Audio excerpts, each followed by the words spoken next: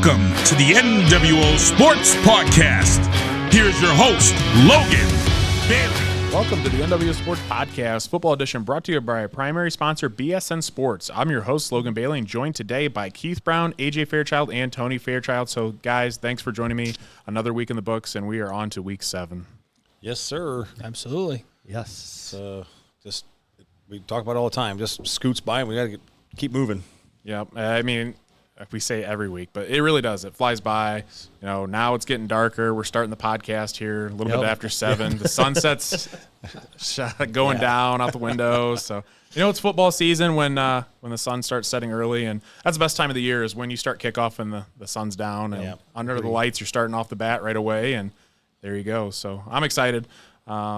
It's another week closer to playoffs, and a lot of great football has been played this year, and just a lot of good stuff to talk about in this week's podcast too, including one thing too. So we had been talking about food quite a bit. So we set up, obviously we're all part of Tenor Rams Live, and we're setting up at the Tenor Antwerp game, and what would you say? It's probably 5 o'clock. I usually show up at 4:30, get the music going at the stadium. Yeah, maybe 5:30. 5:30, and here comes Matt Bishop walking up the stairs of the stadium, and I'm like, oh, boy.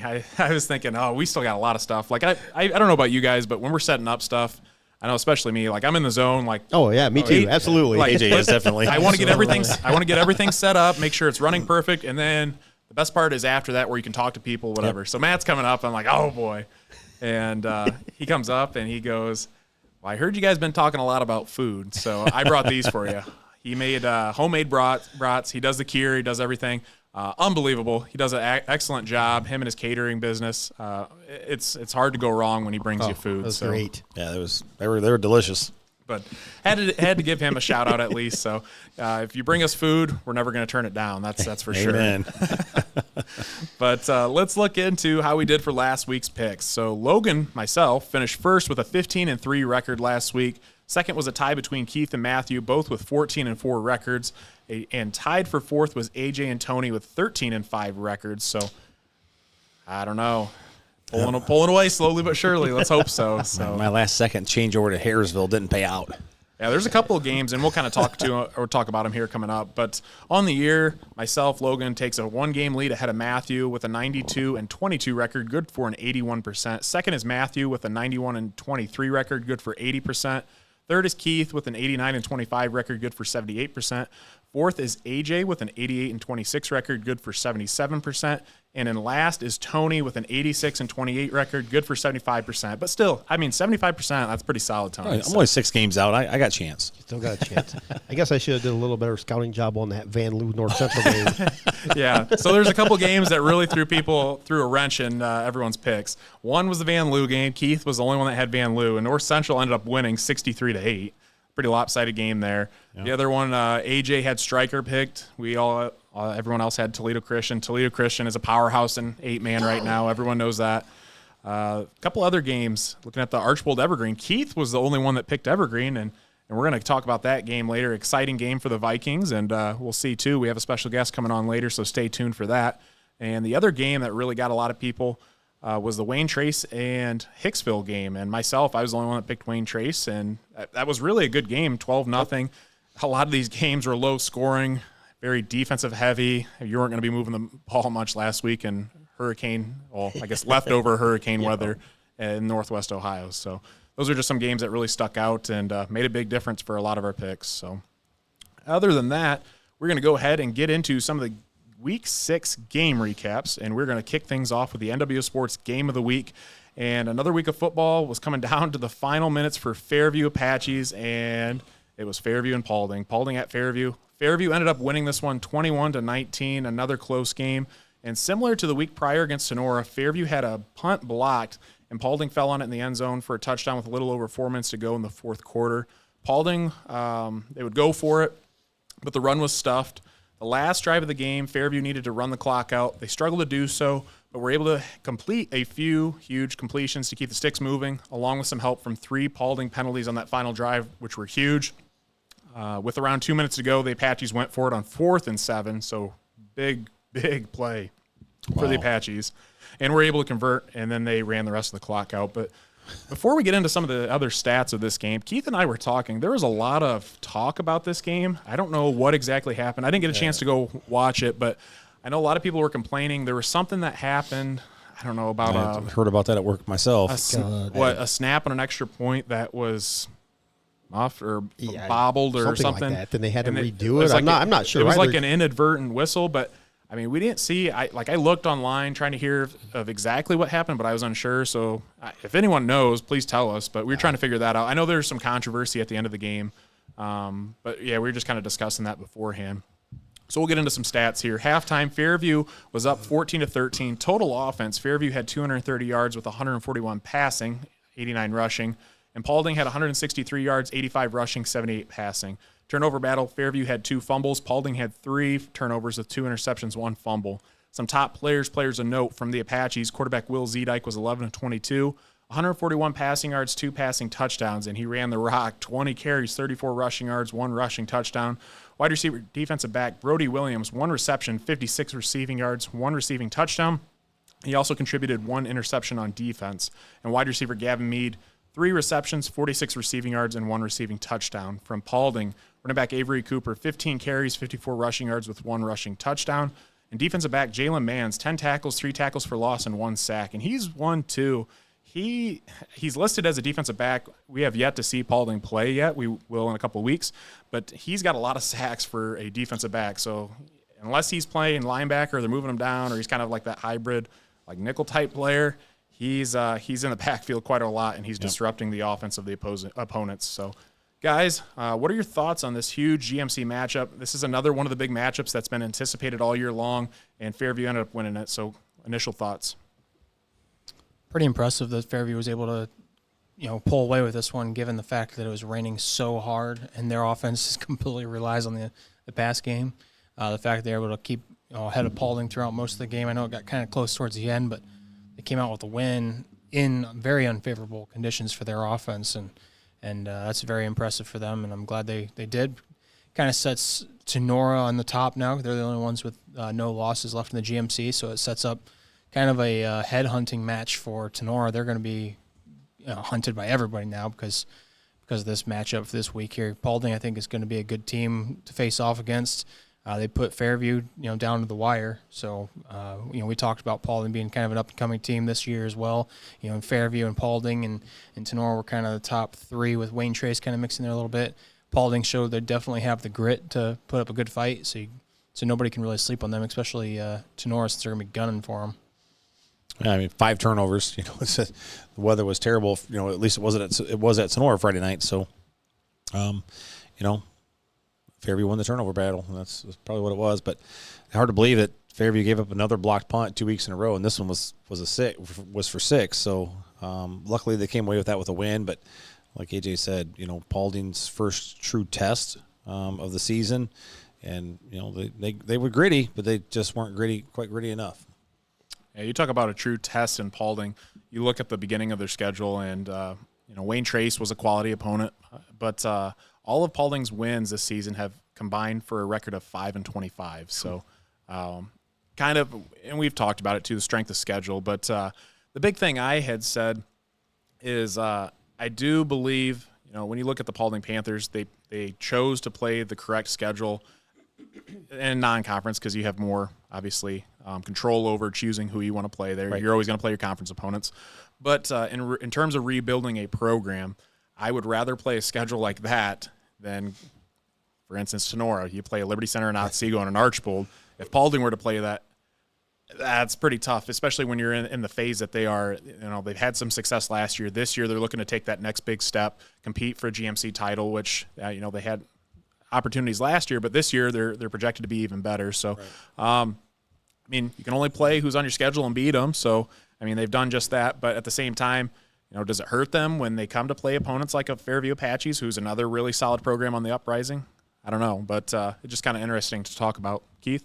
Yeah, but it's too bad that the weather had to be like it was Friday for this game. But, you got to play in the elements no matter what, I guess. But, Fairview came out to a 14-0 lead, and then kudos to Paulding to, come back, and I think it was 14-13 at the half. But, yeah, it's an exciting game. We can't be everywhere, but this is one of those you kind of wish you were at. But, Fairview's right back into it. They came close to 100 yards rushing this week, so they kind of put their running game back on track. And Zedek 141 yards passing in the just like I said, like Tony said, at Sonora the conditions were horrible. Yeah. Throughout the wind and the rain, and of course when we left there wasn't a single drop of rain whatsoever, and the wind was dying down. But yeah, for William to have 141 yards passing is pretty impressive, really. And this was a game, and I'm sure for a lot of people, we were kind of go through our heads the pass-heavy offenses in the area. Yep. And this is one that came into our minds, and I go, I wonder how this is really going to affect Fairview, because they are all pass, and we know that they struggle a little bit with the run.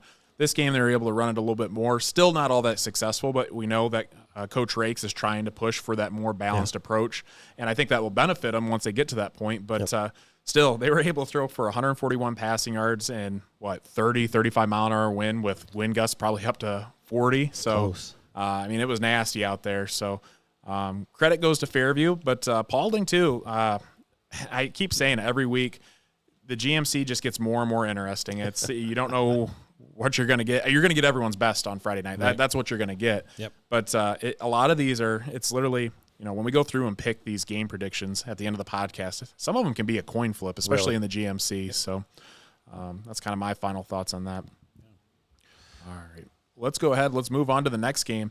Another big matchup, but this comes from the NWOAL, and that's Archbold at Evergreen. And Evergreen came away with this huge win for the program, 26-22.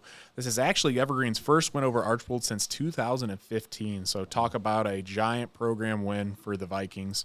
Halftime, Evergreen was up 20-14. Looking at total offense, Evergreen had 308 yards. Again, impressive. If you're putting up over 300 yards in the weather that we had Friday, I don't know how you're doing it, especially passing. They had 257 passing yards on Friday night. Archbold, 269 yards, 170 rushing. Turnover battle, Evergreen had 2 with 1 interception, 1 fumble. Archbold had 1 with an interception. Some top players to note from Evergreen. Quarterback Bryce Bolger, 7 of 13, 54%. 237 passing yards, 3 passing touchdowns. Hats off to Bryce because it's an unbelievable job. And his performance, along with a couple of these other receivers, really helped lead to that win. Though it's a team effort, those guys really stuck out. The next couple of receivers were wide receiver Colton Robertson, 3 receptions, 133 receiving yards, 2 receiving touchdowns.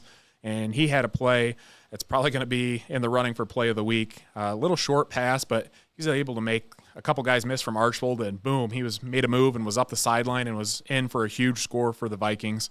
And wide receiver Will Roots, 3 receptions, 92 receiving yards, 1 receiving touchdown. Some top players from Archbold. Running back Ryder Ryan, 22 carries, 98 rushing yards, good for 4.5 yards a carry with 1 rushing touchdown.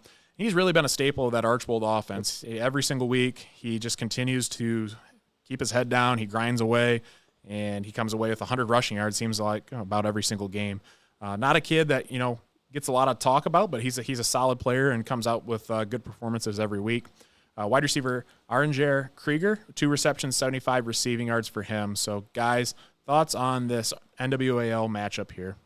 It's a big It's a big win for Evergreen, like you said. His first win in 9 years over Archbold, and just looking at Bryce Bolger, his 7 of 13 for 237 yards. That's 30 some yards a pass. Pretty close. Just doing the quick math. Yep. But wow, so he wasn't throwing short passes.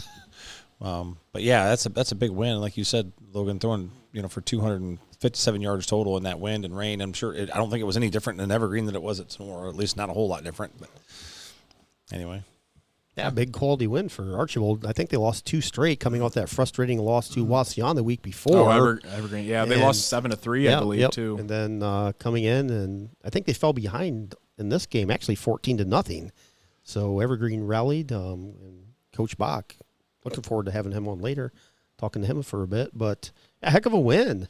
Anytime you can beat Archibald, and especially coming off 2 straight losses. But yeah, as Tony said, Bolger slowly, I guess, well, maybe not slowly, but he's probably top tier quarterback in the NWAL. I would say top 1, 2, 3 at the worst. It's funny you mentioned that because that's a hot take later on too, I believe. So you hit that on the money, and rightfully so. You look at his stats, and I've got his stats posted in the hot takes section, and he is among the leaders in I think pretty much all the passing categories. So impressive out of him, and impressive out of that entire Evergreen offense too. And yeah, you just can't give a program more credit.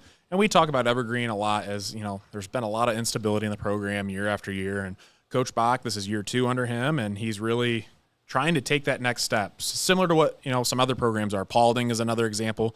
They're climbing, building on those wins. Now let's take the next step.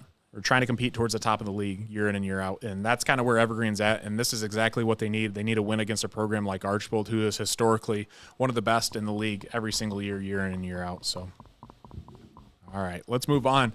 Next game here, Ottawa-Glandorf at Lima-Bath, and I just want to say this is another kind of impressive score that really stuck out to me on Friday night. OG won this one 26-0. Coming into this game, OG was 2-3, and Lima-Bath was 4-1. Halftime, Ottawa-Glandorf was up 12-0. Total offense, OG had 234 yards with 219 rushing, 15 passing. Lima-Bath had 204, 151 passing, 53 rushing. Turnover battle, OG had 0. Lima-Bath had 3 fumbles. So from Ottawa-Glandorf, running back Grant Evers, 33 carries, 178 rushing yards, 3 rushing touchdowns. 33 carries for a high school running back, that's a lot. And he carried the load for the entire Titans team. Linebacker Vinny Brinkman, 8 tackles, 2 sacks, 3 tackles for loss. Solid performance out of him from the defensive side of the ball. Quarterback Peyton Coleman, he had 2 passes for 2 out of 8 for passing, 15 passing yards. So kind of rounds up OG's top players. So guys, monumental win for OG, another program that struggled last year. This year they're getting back on track with their winning ways. So what are your initial thoughts? Yeah, I don't think anybody picked OG to win this one. I can honestly, say I did not. Big upset here. Kept watching this game throughout our game when AJ was updating our scoreboard, and wow, kept pulling away. Like eventually, Lion-Bath's going to get some points on the board, and the tide's going to turn a bit, but it never did. But OG's playing really well here about the last month. Played St. Mary's really tough, even though they lost the previous week. But yeah, then you look at the remaining schedules for OG. They could be 6-4, 7-3 by the time it's all said and done. So, nice turnaround year this year so far for the Titans over there. Yeah, I think OG's played well, and then, again, with the weather, you just kind of wonder, how much the weather affected the game. In that situation, OG was able to run the ball, and when you have weather like we had Friday night, pounding the rock is good for you. Yeah, I think Bath averaged about 40 points and 400 yards a game plus, I believe. Yeah, that's what I had down here. Lima-Bath was averaging 42 points per game through 5 games, and Ottawa-Glandorf to hold them to 0 points, and that's Lima-Bath's first shutout on the season. So congrats to the defensive coordinator for OG and those guys on the defensive side of the ball, because they got things done. And even offensively, too. They ran the rock, and that's what you got to do, and that's something that they kind of got back to. I know last year they passed the ball, I think, a little bit more, but a lot of teams in the area continue to get back to that running attack. That kind of leads into my next point, too. And I just think it's interesting because, we talk about teams running the ball more and more. And I came across some people talking on social media and some different analysts at the college level, but they were just talking about linebackers eventually within the next couple of years are going to revert to like those big, beefy type stereotypical linebackers of the 70s and 80s, and the ones with the neck rolls and they got the middle crossbar across on the face mask, and just the nasty guys that are just huge monsters, and almost like I said, like a defensive lineman linebacker hybrid rather than the current lean linebackers that are kind of similar to like a defensive back linebacker hybrid that can go out and run a 4.6, 4.7 40. So I thought that was interesting because we've seen it at the high school level. A lot of teams from our area kind of running the ball more, and even at the college level, a lot of teams are kind of reverting back to that. So just kind of food for thought and an interesting point, and the ever-changing dynamic of college football. Just, you go back 8 to 10 years ago, and I feel like everyone was getting to the spread. Yep. That was the big thing. Now it's getting to run the rock and pound the rock down everyone's throats, and that's kind of where the game of football is going. There's some mean dudes in the 80s and 90s at the linebacker, college and pros. Wow. Yeah. I was just watching the highlights the other day with Katzenmoyer. From Ohio I think State. I showed it to AJ. His shoulder pads were like this wide. Yep. Oh yeah, that's back before. Like AJ said before, he kind of had more fitted shoulder pads. This dude was like this big. Well, of course, it had to be that big to fit Katzenmoyer all the way across the back. Maybe that's why they gave him the bigger shoulder pads. Yeah, that's so true though. You look back at guys back in the day, and it literally looks like a big box running at you. I mean, they're so massive, and it's nothing like it is today. So just interesting. So let's move on to the next game here. We're looking at Columbus Grove at Allen East, and good to be talking about Columbus Grove again because a lot of these teams, that blow out everyone, we don't really talk much about them. But, a couple good performances out of them and really came out here and did a nice job. And Columbus Grove won this game against Allen East 38-12. Total yards, Columbus Grove had 430 yards of offense on Friday night. 334 rushing, 96 passing. Allen East had 171 yards, 96 passing, 75 rushing. Turnovers, Columbus Grove had 4 with 3 fumbles and 1 interception. Allen East had 0. I just thought that stat kind of really stood out, even though Columbus Grove really pulled away in this one. To have 4 turnovers and your opponent to have 0 and to win by that margin, that's crazy. That is crazy. So some top players from Columbus Grove. Running back Trent Barraza, the man, the myth, the legend, 25 carries. Get this, 308 rushing yards, 12.3 yards a carry, 4 rushing touchdowns. There's a reason why this kid was first-team All-Ohio last year as a junior. Absolutely. Wide receiver Trevin Baxter, 4 receptions, 65 receiving yards, 1 receiving touchdown. Quarterback Kyle Hopkins, 6 of 7, 96 passing yards, 1 passing touchdown. He did have 1 interception. But kind of interesting, too, and obviously we haven't had a chance to go out and watch Columbus Grove now since Best's been out with an injury, but he's been one of the starting wide receivers all year. Last week, the quarterback was Alex Meyer. Yeah, I was looking, and he threw for 3 touchdown passes, 1 interception, went 4 of 8. And Riley Sauter was 3 of 4, 46 passing yards, 1 passing touchdown. So I don't know what the change was. I'll have to pick Coach Schaefer's brain and see what's happening because we're kind of out of the loop on that. But it's interesting to see how they handle that quarterback situation with their initial starter and Lane and Best being out. So pretty interesting there. So, guys, thoughts on the Columbus Grove at Allen East game? I'm really glad they were able to find a slew of guys, I guess, to fill in that quarterback spot and keep Trent Barraza behind the quarterback running as a running back and he is continuing to show what he's made of week in and week out against some decent opponents. I mean, it's not like they're playing, low-quality teams. They're beating up on some pretty solid programs. And Barraza running for 308 yards, man, he's just showing what he's made of week in and week out. And you're looking at his season stats. He's got over 1,000 yards rushing already. As Logan's got written down here, but that's amazing. 6 games in, and you're already over 1,000 yards. That's crazy. Averaging 172 a game, 9.9 yards a carry, 13 rushing touchdowns on the year. So all I got to say is colleges, if you're listening, you got to be recruiting this kid. Absolutely. Especially, some of the local ones and, even where I went, Finley and Coach Allen, hopefully they're looking at him because he's got some talent and, he's in the backyard. A lot of schools around here that would be very blessed to have him. So yeah, this is what I've seen of him. I think he could go D1. They'll put some meat on him and he'd be even better than what he is now. Yeah. Like any current running back in college and NFL, he really doesn't remind me of anybody. But like for me, like Robert Smith for Ohio State and Minnesota, like the body frame and just the way he runs is like a Robert Smith clone. To me. I mean, someone that comes to mind for me, I'd almost compare him to like I know he doesn't get as many receptions, but like a Christian McCaffrey, the way he runs, his vision,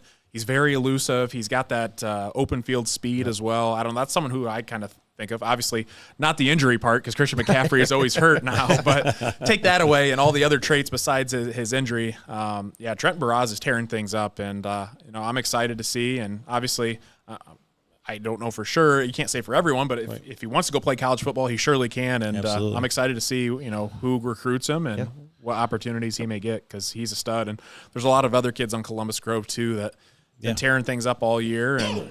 Yeah, obviously he ain't doing that without a line in front of him. Exactly. So the offensive line's blocking for him and making some big holes for him as well. And you put that along with his elusiveness, you're going to have big games like this. So. And we've watched a lot of high school football over the last, really, since we started all this, the last 4 years, we've really, really honed in on high school football. And me personally, we've seen a lot of good running backs, but I don't know that I've seen a running back with the vision and elusiveness that he brings every single night to the gridiron. I mean, I can honestly say that. Like, we got a chance to watch him this year against Pandora Gilboa and still finished with 100-plus yards. And it's really quiet night for him.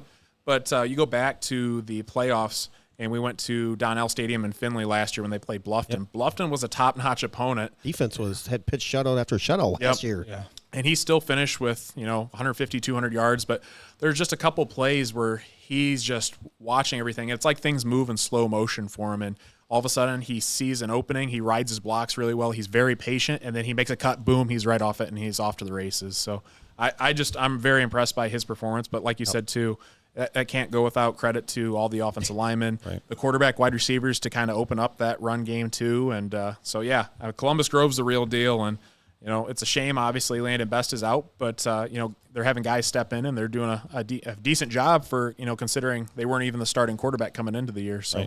Yeah, Trent will have to take the boys up front out for pizza at season. That's right. Or do like Ayersville does and get them a gallon of chocolate milk or something. Yeah, absolutely. That's what they do in the NFL, right? The running backs and quarterbacks take the guys out for steaks and all that stuff. Well, that or they buy them side-by-sides or four-wheelers. I don't. Obviously, you can't do that at the high school level. I mean, geez, that'd be a lot of money. Don't have that kind of nil money. Not yet. Right. Hot take.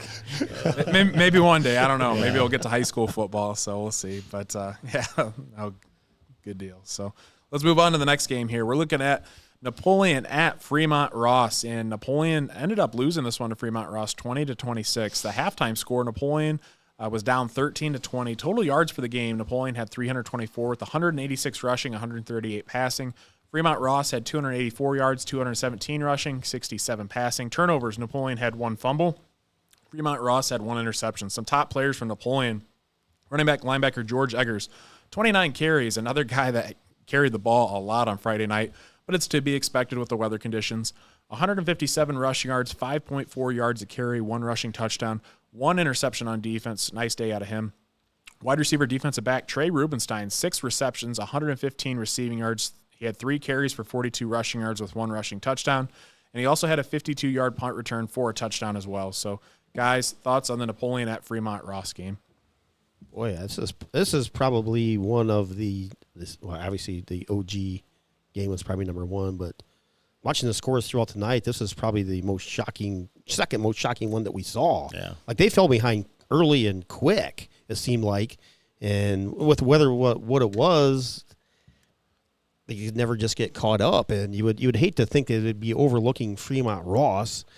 Because every Friday night you got to concentrate on that opponent. You never know what's going to happen. And obviously Friday the weather conditions was the same for both teams, but looks like Napoleon, it really didn't suffer stat-wise. Yeah. I don't know if they had defensive breakdowns or what, but that's kind of one of those frustrating losses for the Wildcats for sure. And Fremont Ross was 1-4 going into that game, and every single one of us, all the analysts here, we all had Napoleon picked as well. So, I mean, obviously you don't want to look over teams in your conference and things like that, but I mean, I think from our side of things, I think we were kind of overlooking this game. Like, that's easy. We're picking Napoleon. I mean, there's no question about this. And, come out and things didn't go the way that the Wildcats wanted. So, I mean, it's unfortunate. But, I think Napoleon's everything's still ahead of them. I haven't looked at what the NLL standings are, but they're still, I'm sure, towards the top and got a couple other tough opponents. I think Clay was the big one. I looked at the last half of their schedule that I thought would really give them a challenge, and I thought – to be honest, I thought Napoleon would kind of cruise through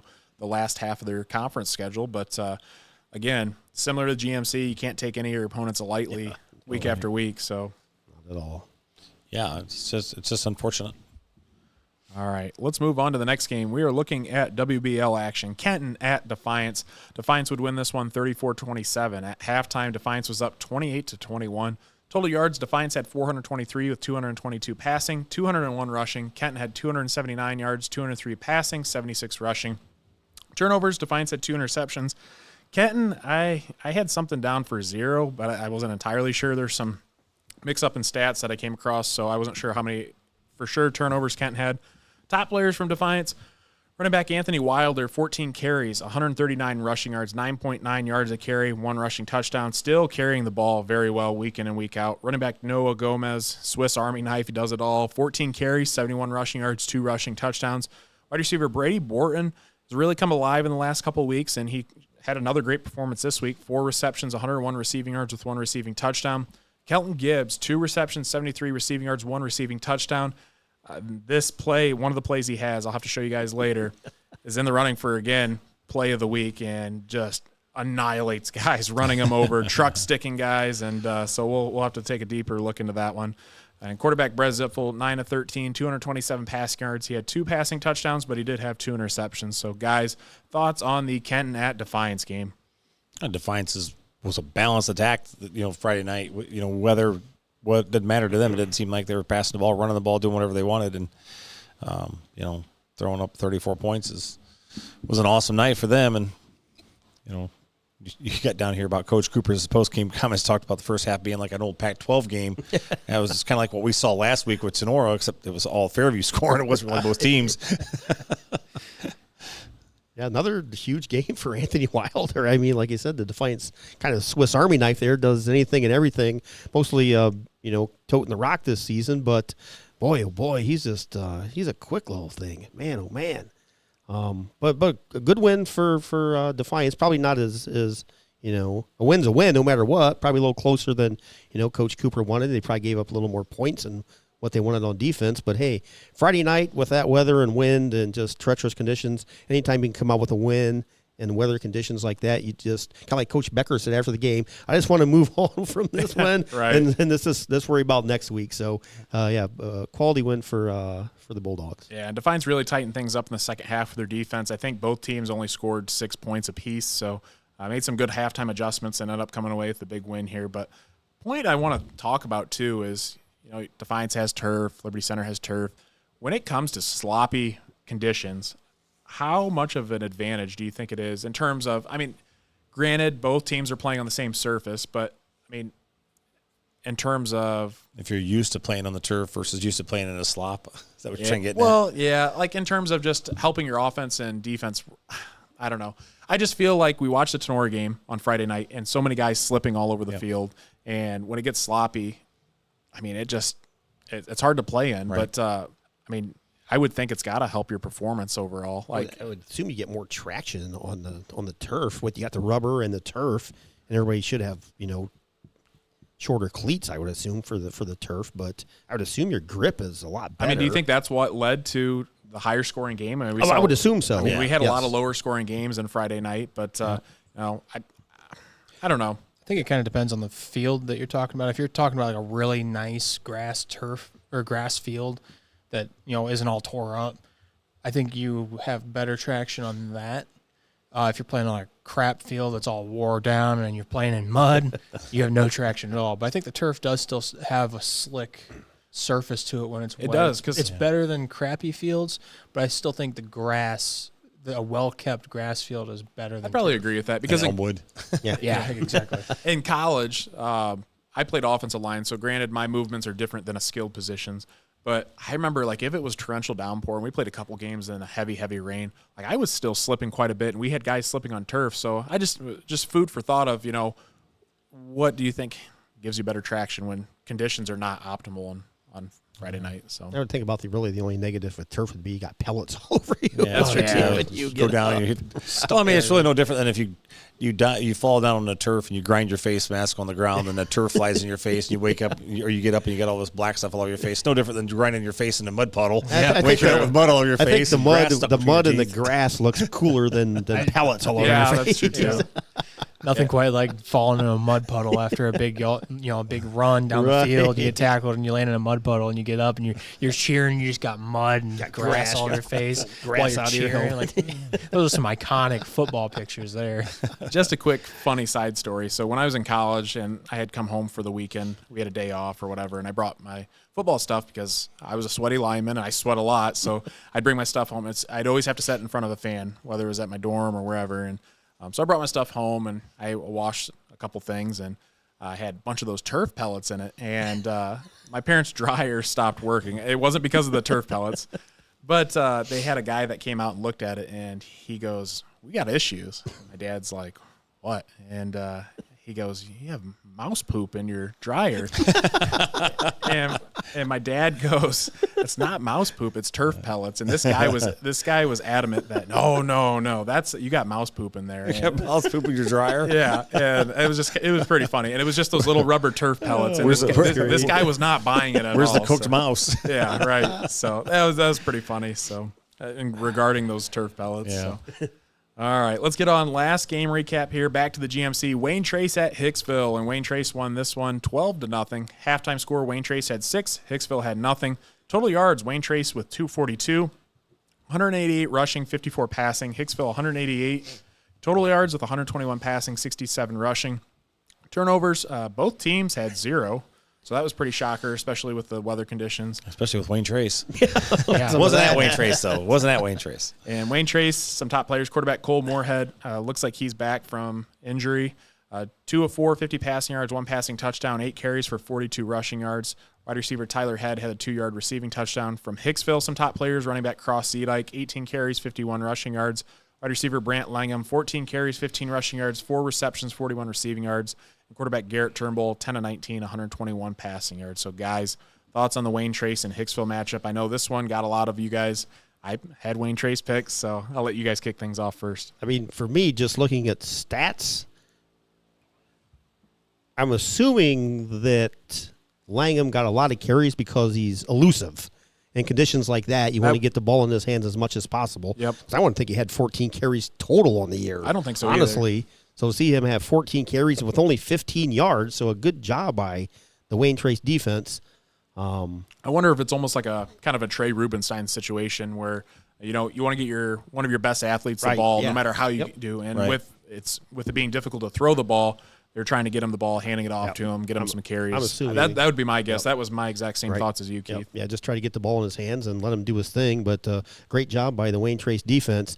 12-0 shutout. Raiders playing very well here the last couple weeks, and even though we don't have them on our recap, but Sonora cannot overlook Wayne Trace going into this game Friday night whatsoever.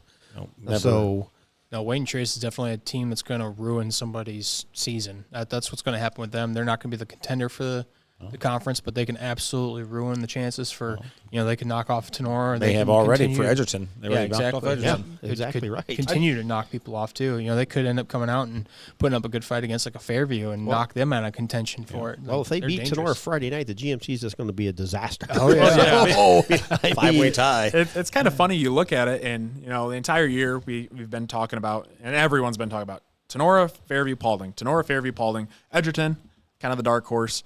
And then no one's really talked about Wayne Trace at all. Well, Wayne Trace is making their presence known in the GMC, and they're really coming alive here in the halfway point.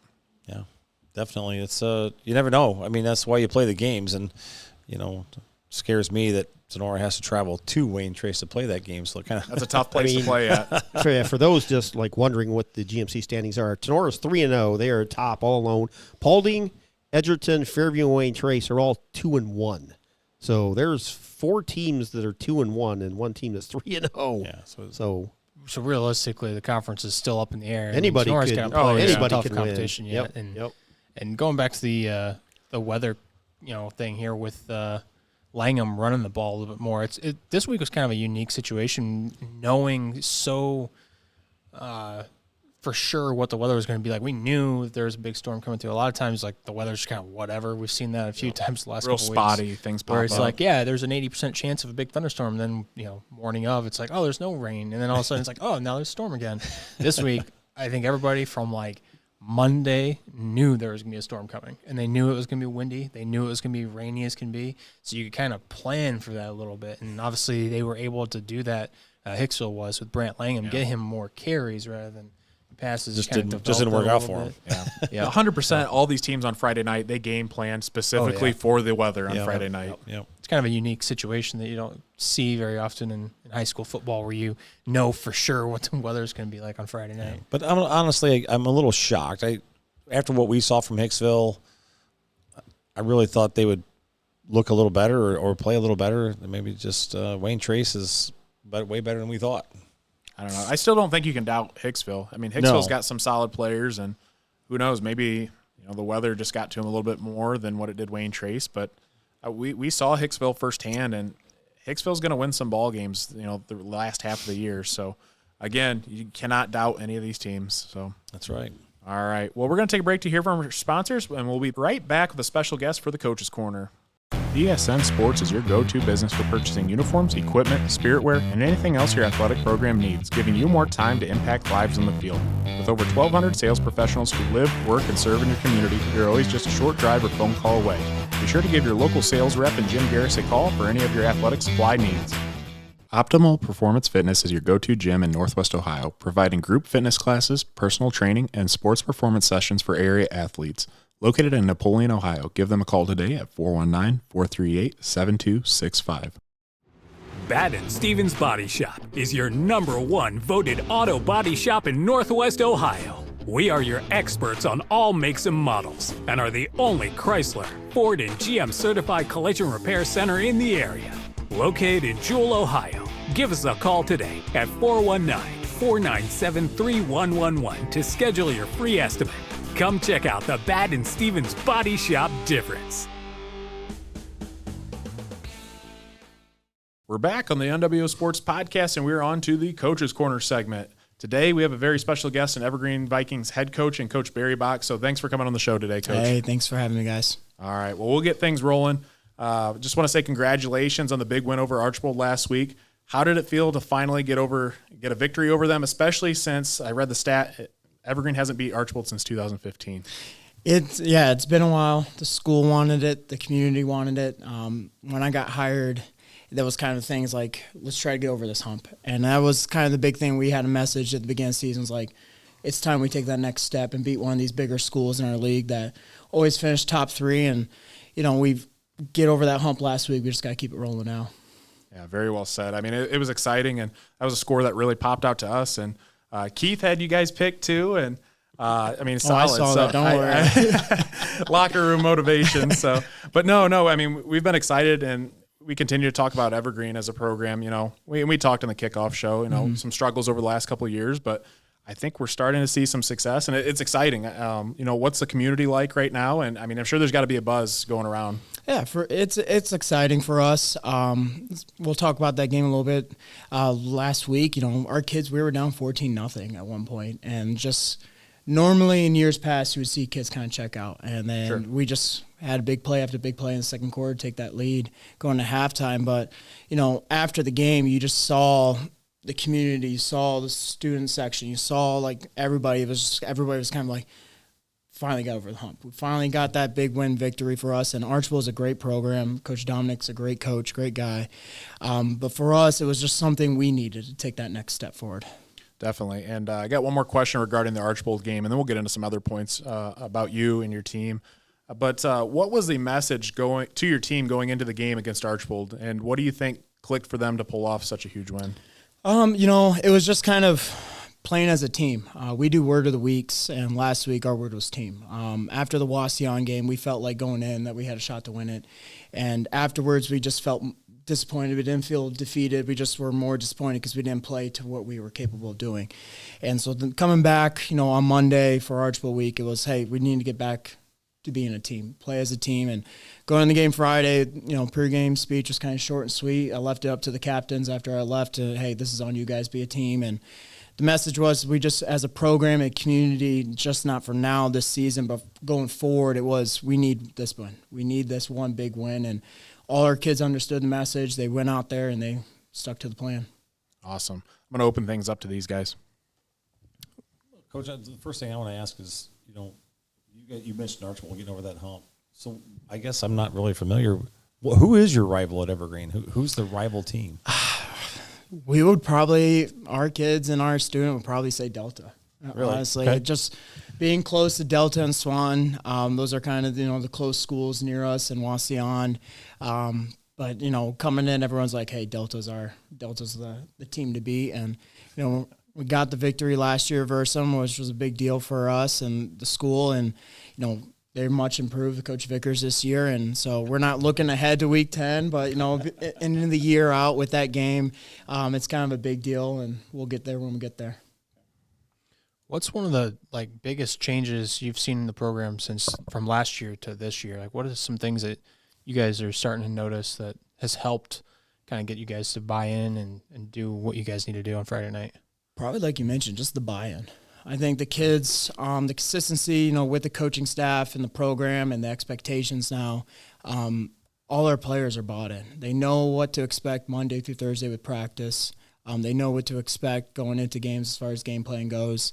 They know what to expect with our defensive, offensive schemes. And so having that buy-in and holding them to a higher standard of, where our preseason goals were, they're on to that. And they're holding each other accountable more this year than last year. Last year we had a larger senior class, but with that senior class, third coach in 3 years, it was kind of what message am I really going to try to change here? And it was kind of a long-term culture goal that I wanted. And this year they're holding each other accountable. Like if someone messes up during practice, they're making sure, hey, post-practice, position meetings that we have our coaches, players are kind of running them sometimes. They're saying, hey, one side we didn't do this, the other side we did this. We need to make sure we're clear across the board for us. So that's one big thing I've noticed, especially now heading into week 7 this year from last year. Okay, and what is something that going forward you guys still kind of need to improve on yet? I mean, you guys got a little bit left in the season here before hitting playoffs. What is something you guys need to improve on before you get to that point? Be more consistent. That's been our thing.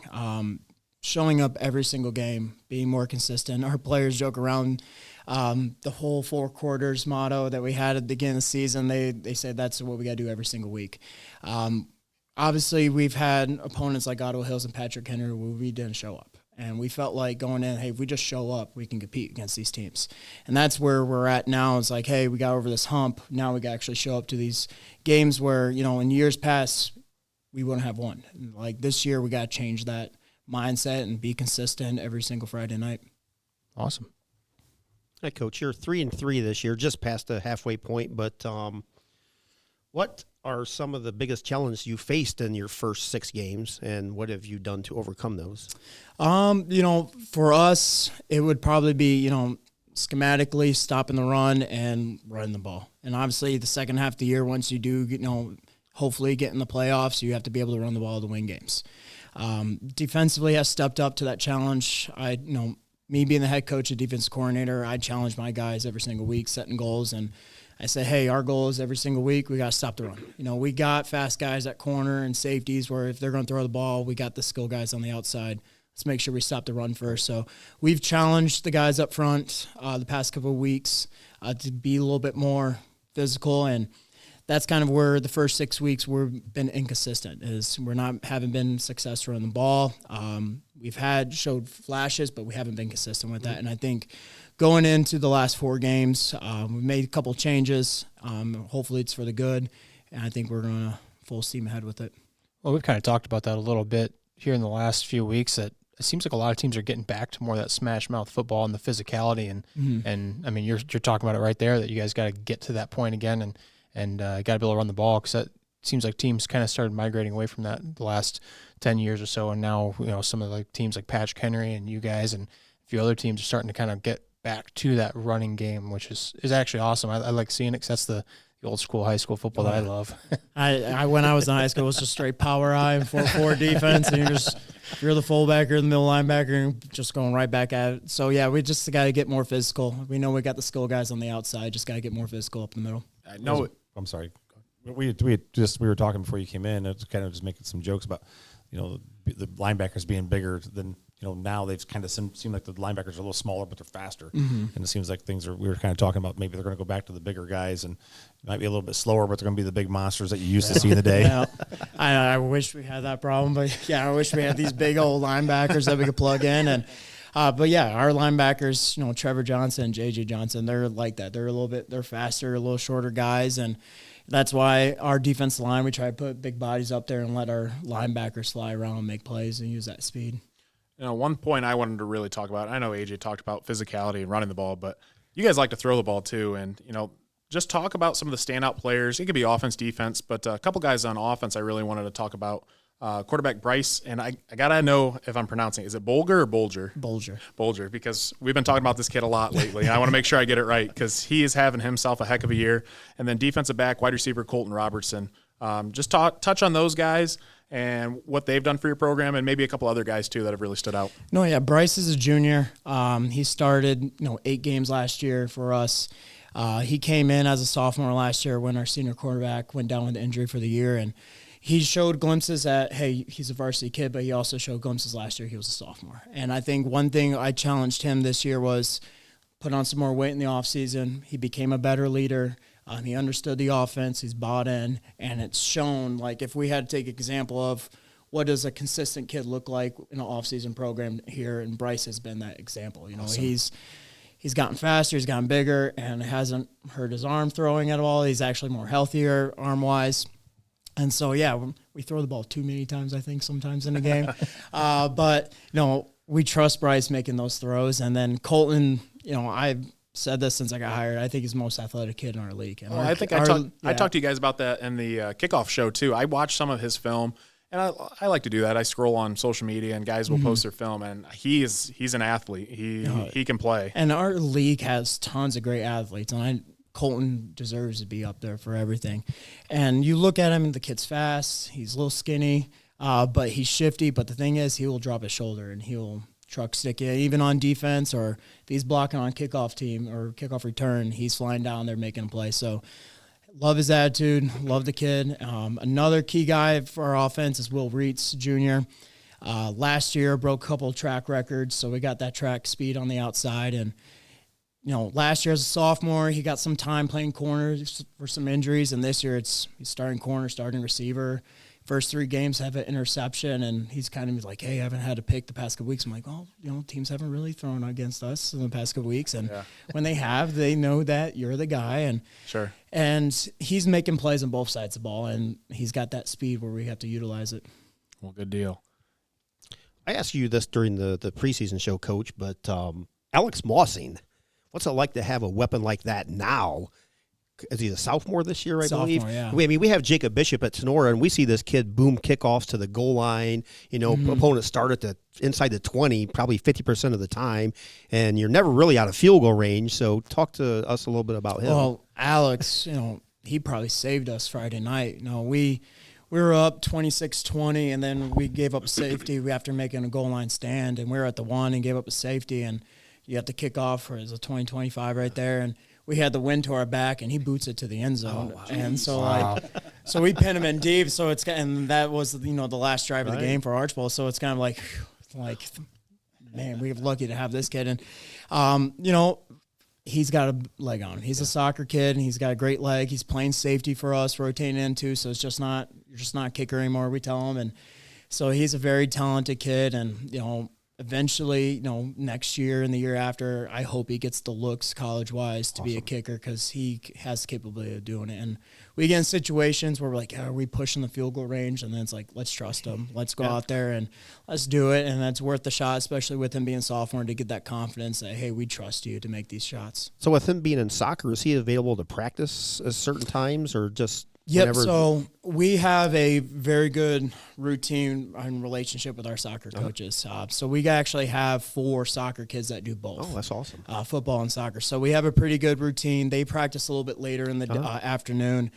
So they're with us majority of the time, and then they head over to soccer practice. So we try to get as much done as we can while they're there, and especially with Alex, we try to get all our special teams done while he's there and all that.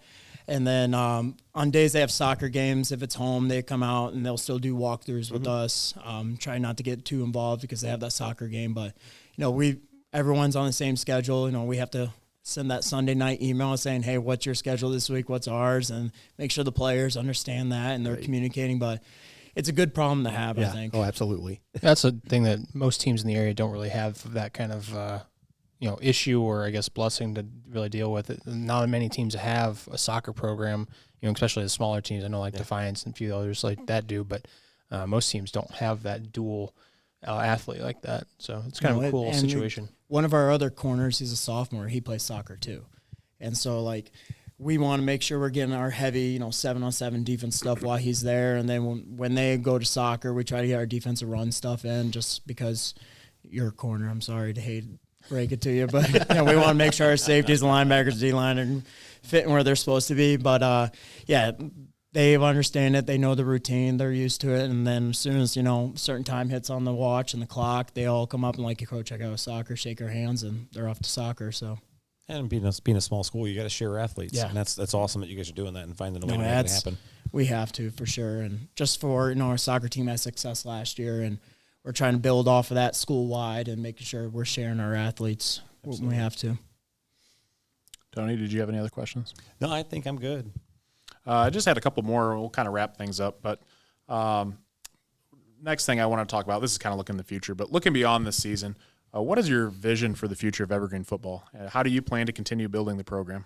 To build it into a winning program. I know, being a very small school, you're going to have those challenges and being consistent. I think the next step is to get more depth and more numbers. We're dealing with a smaller population, senior freshman class in school, and you see it with all the sports in school, not just football right now. But we have big numbers in the junior high. I have 18, 19 kids per grade in 7th, 8th grade. And then our 5th, 6th grade tackle program, I got almost 60 kids out combined for that. Wow. And so we got the numbers coming up, and we have the talent right now, especially in our sophomore, junior, and senior class. And our freshman class is very developing right now, and they're getting the reps that they need to do. And so we're seeing the numbers increase, but for us to take that next step, in the years to come, is to be more consistent and to understand winning a little bit more for us. That's solid you have numbers, because I believe we talked last week about the youth programs and how important it is to build at the varsity high school level. I mean, if you don't get those kids funneling in through the program, I mean, a lot of those kids, you can't avoid it. They're going to dwindle out. Some are going to fall out throughout the years, but the more numbers you can start with at a younger age and get them involved and get them loving the sport, and absolutely, they see all those varsity players, especially they start seeing them have some success, just success breeds success. They get excited, and that's how you build excellent programs. And if we're on the grass practicing, we try to get the turf as much as possible. If we have a turf game that week, but if we're on the grass, we'll have those 5th, 6th graders practice right after us, and some of the players will stay after. High five those players, and some of the coaches walk by and just say thank you to those coaches, because I understand coaching the youth levels, hard and difficult and sometimes challenging, and just the commitment those coaches make on our youth level and keeping those kids together and having success down there is huge for us. And I always tell them, hey, this is not just only great right now, but the next 5, 6, 7 years, Definitely. This is going to help us out so much. Definitely. Next point here. You match up against Bryan at home this Friday. Just talk about that game, what it will take for the Vikings to get a win. Bryan, their record is what it is, but you look at their schedule, they've played winning teams, and they're playing teams that are going to host playoff games. So they've had a tough schedule. It was a game last year going in that we thought we had a shot, and a couple miscues throughout the game, and, didn't go our way. And this week is to continue building off last week, and we're just focused on Bryan every single day. And we came in Monday, and it was like, hey, you know what? All the kids are just ready for Bryan. Even though we got that big win last week, they're ready to go, and we're excited for this week. It's homecoming Friday, coming. So everybody's bought in right now, so we're ready for it. Good deal. Last question, I think, here, and we'll wrap things up. But what are your goals for the rest of the season? What would you consider a successful season for the Evergreen Vikings at the end of the 2024 season? Finishing with a winning record. I think understanding how to win and winning games is that next step we need as a program. Continuing to build off that and be consistent. I think that's going to be the biggest thing. We have Bryan this week, then Liberty Center, then Swanton and Delta. So we're trying, we're not looking ahead, but at the same time, we're like, hey, we could build a collection of wins here, build consistency, reach our goal, hopefully, if everything goes our way, to get in that playoffs, something the school hasn't done since 1987. So it's kind of like the kids understand, they know what's ahead of them, and they're just like, hey, we just got to focus on Bryan this week. Very well Absolutely. said. Well, I think if you guys have anything else, Keith, I got just one small question for you, Coach. Do you notice a difference, in your coaching from year 1 to year 2? Is it easier this year than it was last year? You more, you feel more at ease coming into your second year at Evergreen? You got more of a routine and schedule and know what to expect. I would say yes and no. Just because you get that routine schedule, you know what to expect, but at the same time, you're trying to, what can we do more? What can we change, type of deal. So you do a little bit more of the outside of football stuff going into year 2 that I've noticed a lot this year. But at the same time, you kind of got that routine schedule, and, I'm always planning ahead type of deal. So looking at last year's summer schedule, I was already planning for this year and trying to get ahead. What can we change? What can we not? I'm already doing the same for next summer. And so it's those little things that you see that changes. So, Coach, I do got a quick question for you. I believe during the kickoff program, you talked about how you keep your youth kids involved and you bring them to the team meals and all that stuff. Can you elaborate on that a little bit? Because that's something that we talked about that I thought would be super awesome to something to do, and how you guys go about doing that. So on Fridays, we do, it's not mandatory, but we do FCA right after school. And then right after that, we have our team meal. and I invite our junior high players of the week. I make our junior high coaches just write a short paragraph about each player. It doesn't have to be they were the player of the game, but kind of the player of that week for them throughout practices and their Wednesday games. So they get to come to the team meal. We sit down, and then I bring those kids up. I bring them up, and they have to introduce themselves, what positions they play, and then I read the short paragraph, ask them a couple questions. I kind of change it up every single week with them, and then they get to eat first. So it's them and the linemen, they get to eat first, and then our captains and all that stuff. And then on Friday nights, so they get to do the whole Friday activity with us. Awesome. So like while the junior high kids are doing film and lifting on Fridays, they're with us from after school to after the game. So on away games, they'll travel with us on the buses. Home games, they help with field setup. They're the ball boys and water kids during the game. And when we do the coin toss, we have 5 captains. So the one captain that stays back on the numbers, those junior high kids walk out with them. So that's awesome. it's just, you see some familiar faces and you see some kids that are like, hey, this means the world to them. And for us as a program, it's just like, hey, this is who we are. We're trying to make sure that we're recognizing these youth kids. It's just not us at the varsity level. We're trying to make this an Evergreen football program, from the top to bottom. Is that something you saw somewhere else, or is it just something you come up with? And When I was in high school, we did something very similar. Okay. And then when I coached out west in Arizona, we would have those players of the week kind of recognized a little bit more. And I was like, I didn't want to take everything and do everything and be somebody else. I kind of like what fits into our program and fits me. And it was just something that I've always enjoyed. When I was a junior high kid, coming up to those varsity meals, it was the coolest thing in the world. Oh, wow. You got to see it. And so these kids, I see in their eyes, and they're nervous walking up there when I have to introduce them. They have to talk. I'm just like, it's okay. Come on now. But, they love it. And I could just tell looking at them. And after game, especially last Friday night after games, they're all giving me a hug. They're all giving the players a hug. And they feel part of the team and all this stuff. And it's like, hey, this is going to be you, in a couple of years. This is going to be you guys. They go through the lines and shake hands. Yep, and all that? they go through the line, shake hands and Yeah. everything. So, yep, it's a fun experience for those kids for sure. Yeah, well, that's awesome. Yeah.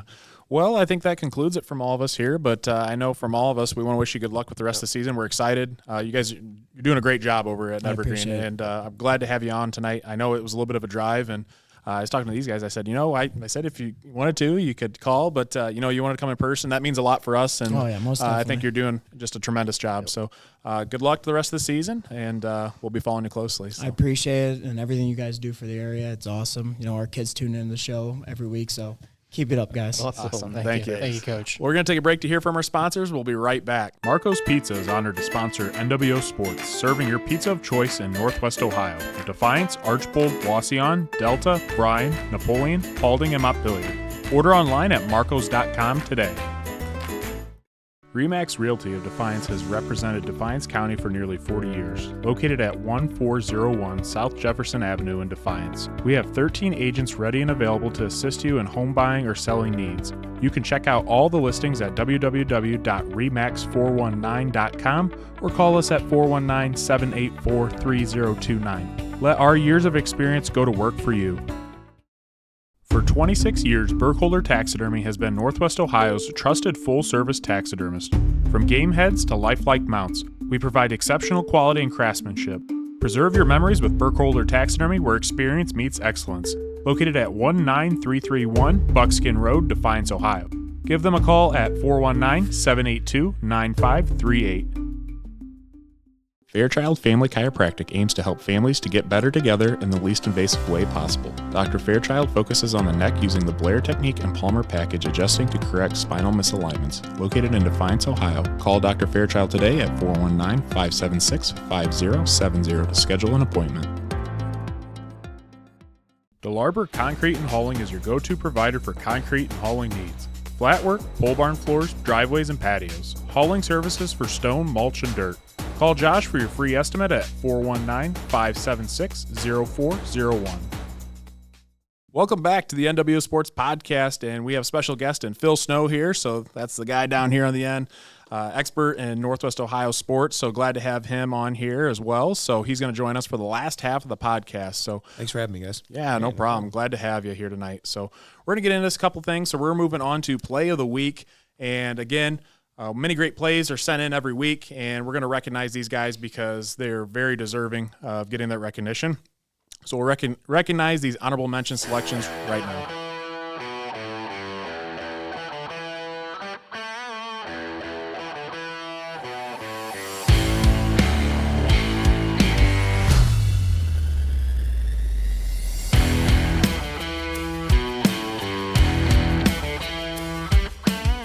As I always say, there can only be one. So play of the week this week is going to go to Defiance Bulldogs and a 53-yard passing touchdown from Brez Zipfel to Kelton Gibbs. Field. Straight drop. They're only rushing 4. Fires across the middle. It's caught by Gibbs. Takes one man with him. Takes a second with him. Second, third effort. Put it on the highlight reel. Who gives? He ends up giving a few players from Kenton the back-to-back truck sticks, and he makes a third man miss. And I told these guys, and that's just a grown man's play there, just running over guys, and he finishes in the end zone for 6. And anytime you can finish in the end zone, that's always a good play. So, guys, you saw the play. What are your thoughts on that? He just turned right away and trucked the first guy. And then you see him going to the end zone. Those two guys were kind of still laying on the ground. I just kind of chuckled. Yeah, it's a very, very impressive run by Gibbs there. It's kind of like one of those stiff arms like we saw Liberty Center running back have a couple weeks ago. Waylon Rents. Yeah, kind of like, get out of here. Beat it. I thought something, too, that was shocking. Usually Kelton Gibbs, he's making plays on the defensive side of the ball, and he was just recognized a couple weeks ago for honorable mention. I can't remember who it was. Van Wert, maybe. Guy was running in motion in the slot, runs across, and Gibbs just blows him up. This week he's doing the same thing, but on the offensive side of the ball. So, I mean, he's just tearing things up. Just a physical player overall. AJ? Nope, I've got nothing. You guys said it all. Summed it up in incredible play. Phil? Yeah, great play. And a couple things I wanted to mention about that was I thought Brez kind of threaded a needle there. You seen that Kenton guy kind of jump for that, a couple inches. That might be a tip, interception, anything in a crucial spot there, 21-all. I think the score was on that. I think so. And then the downfield block, me and Logan, we were kind of talking about that. Yep. It was about at the 15-yard line. I wish I could see the number on the play, but it was about at the 15-yard line. Just maybe give him that little extra nudge that he needed to find the end zone. But, yeah, great play there. And Defiance kind of finding a groove here. Yeah, definitely. And I know you talked about that final block at the end of the play. I said almost sometimes those guys, and we saw it with the Liberty Center play, running downfield and giving that extra effort to make a play go for a touchdown. Right. That almost gets me more excited than the actual play itself sometimes. Absolutely. I mean, to see that effort, and those kids know that they're not going to get the glory that the kid that's scoring is, and that just says a lot about those particular players. And Defiance has got a lot of those on their ball club. So good to see. So, again, play of the week is going to Defiance, and the pass from Brez Zipfel to Kelton Gibbs, good for a 53-yard hookup. So congratulations to those guys. We are moving on to player of the week from week 6, and a lot of good players this week, and probably not as many as other weeks, but I think a lot of that is we're typically offensive heavy because not a lot of defensive stats are readily available. And everyone played in basically hurricane-type weather last Friday. So stats are going to be down a little bit this week, but nonetheless, there's a lot of good players. So I'm going to read off the list, and then like always, these guys will kind of pick a player that caught their eye, and then I'll reveal the final player of the week, brought to you by BSN Sports. So we're going to kick things off. We're looking at Fairview quarterback Will Zedike, Evergreen quarterback Bryce Bolger, Evergreen wide receiver Colton Robertson, Delta running back Landon Littermoot, Patrick Henry Lincoln Krieger, Liberty Center running back Thomas Moeller, Ottawa Glandorf running back Grant Evers, Columbus Grove running back Trenton Barraza, Napoleon running back linebacker George Eggers, Eden quarterback Kyler Sapp. So, guys, who wants to kick things off? Maybe a player that was catching your eye. I'll lead off here, guys. Generally talk about Kyler Sapp and his right arm, just throwing the ball all over the place. But obviously the weather Friday night limited most offenses around the area. Kyler was 12 of 26 for 160 yards. Still had his normal 2 passing TDs, but he had 13 carries, 125 yards, 2 rushing TDs, so he had 4 total TDs, and he averaged 9.6 yards per carry. So Kyler Sapp using his 2 legs on Friday night as my nominee for player of the week. Coach Olin goes, we're still going to throw the ball, and then we're going to run the ball too with the quarterback. So, AJ? My nominee here would be Bryce Bolger. You're talking about him with Coach Bock a little bit ago, but putting up a stellar performance, 237 yards passing on only 7 completions. I mean, he's putting up 33 yards a pass, which is incredible, with 3 of those connecting for touchdowns. So awesome stat line for Bryce Bolger. And a big win over Archbold, too. Yeah, absolutely. Phil, I'll let you go next. Well, I liked what William Zedek did against Paulding. You know, I think that when you're talking about in the GMC scheme of things, Fairview's still kind of right in the thick of things, especially with the big win. They were playing at home. Conditions maybe not where Fairview's comfortable with playing, but he still found a way to complete 50% of his passes in that weather for 141 yards and 2 touchdowns, 20 rushes for 34 yards. Maybe didn't help his yards per carry average there, but he still had a touchdown on the ground. And, you know, maybe other than his stats, I feel like he's just such a game manager. And when they needed big plays or big completions, I mean, he was always the guy to do it. And he's a pretty shifty runner. I'll tell you what, he surprised me a little bit there. He's kind of shifty, guys. Yeah, definitely. He was he played Sonora. Sonora kind of kept him in check a little bit. On the ground. On the ground. Yeah, on the ground. So much in the air. It's hard to do in the air. Yeah, I mean, not with the arm. Kid's special. Tore us up for what, over 500 yards, up 600 yards, something like that? I don't know. 5. Anyway, my pick for the week was Liberty Center running back Thomas Muller, 8 carries, 113 yards, got a TD, and that was probably, I'm guessing, we keep talking about Liberty Center probably in 2 quarters. I mean, they won 42-0, I think it was, so probably didn't play, probably didn't play the 4th quarter, I'm guessing.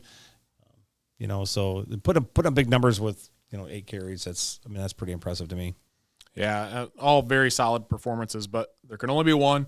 And this week we discussed, and I think it's a no-brainer. When you rush for over 308 yards, you're averaging 12.3 yards a carry, 4 rushing touchdowns. That's going to go to none other than Columbus Grove running back Trenton Barraza, very deserving. And we talked about him a lot on the podcast. This kid is going to make some college team very happy one of these days. And again, how far did we figure he's off of the career rushing? It was 1350. It's right around the 1350. He's getting mark. there. If they can make a deep run, he might get close. So keeps it moving. But yeah, breaking the record books as well. So the BSN Sports Player of the Week from Week 6 is, again, going to go to Columbus Grove running back Trent Barraza, very deserving.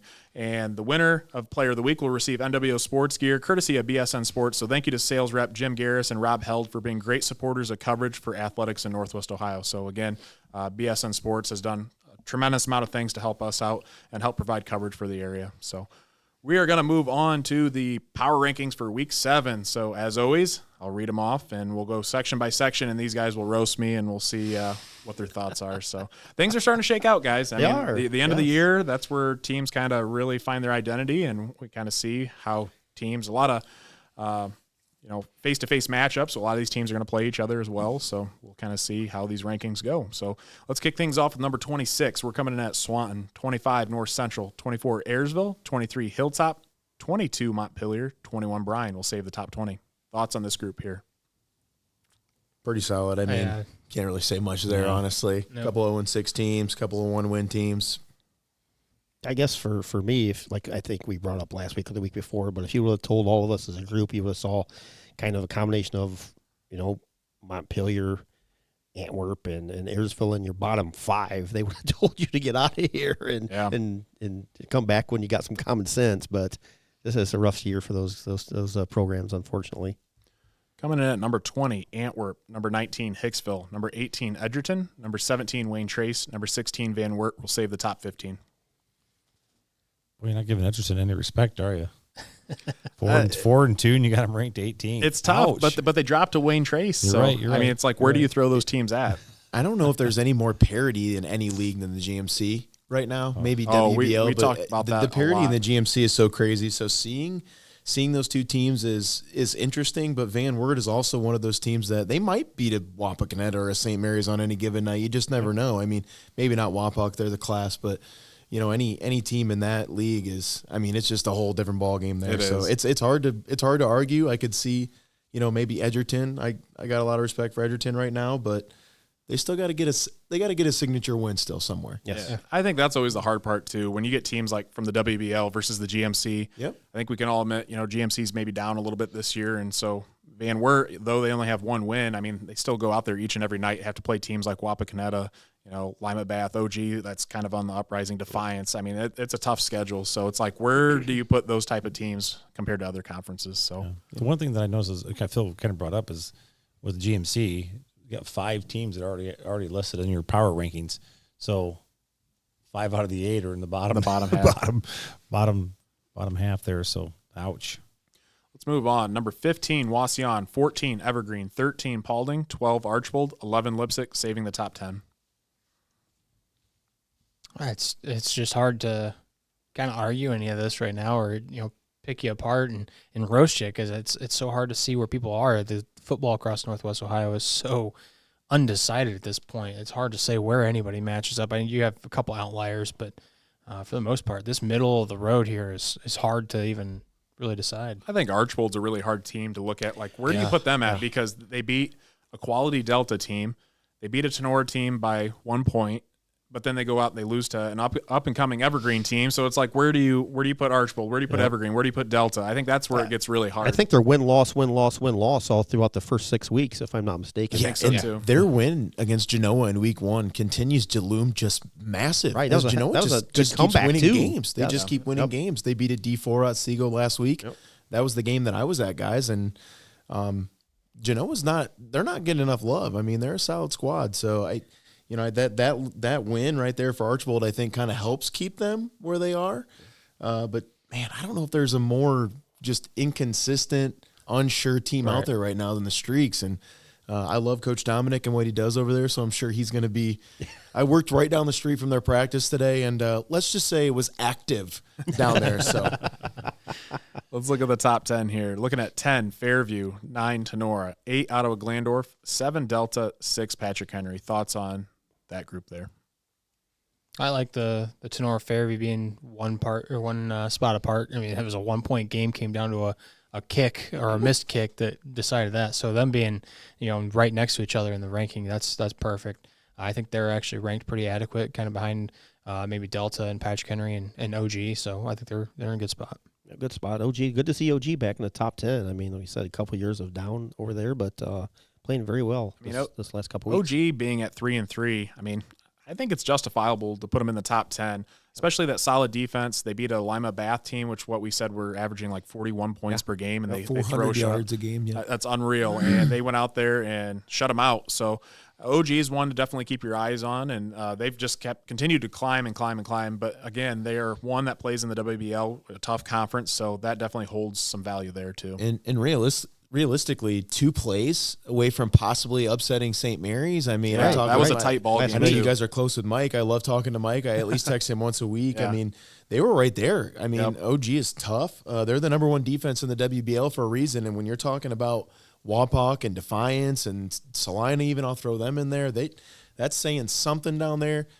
You figured Ken Schreiner probably couldn't have another down year, right? Not 3 straight. I mean, right. Man, they are just, whether it's win or loss, they are out there battling every stinking 100%.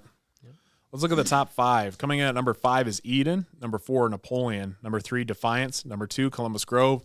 And number 1, who's continued to be number 1 the entire season, that's Liberty Center and their dominance. So, guys, thoughts on the top 5? I'm going to kick you on this one a little bit. Napoleon, with the loss of the 1-4 Fremont, I think they should have dropped. I don't know if I would have dropped out of the top 10, but to me, that was a loss that they should have had. And to me, you think, even though they beat a Defiance team at the beginning of the year. Yeah, I mean, that game could have gone either way, but I went back and looked at their schedule, and it's kind of like, well, I mean.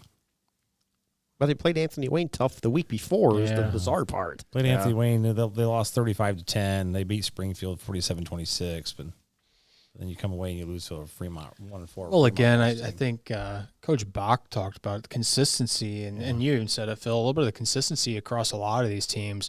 They go out and have stellar performances against some teams, but then come out and just struggle against teams that you would think that they should handle pretty well. And it's like, well, what do we do with the rankings if we see them play? That's where I'm at with a lot of things. I'm like, it's like you see them come out and maybe they don't necessarily get the win, but they play, like you said, an Anthony Wayne team pretty tough. And then you come out and you lose against a 1-4 team. So it's like, how much value do you hold on that?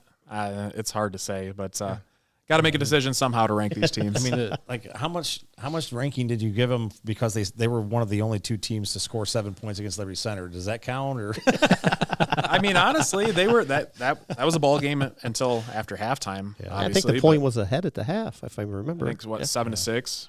Yeah, something like that. 14-13. But you mentioned, like we talking about Napoleon, you mentioned that it was win loss. I mean, that's how their season's gone as well. So, I don't know, but I mean, Liberty Center, Columbus Grove, I think I'll say it again. Say, yeah, that's what I want to touch on. Teams.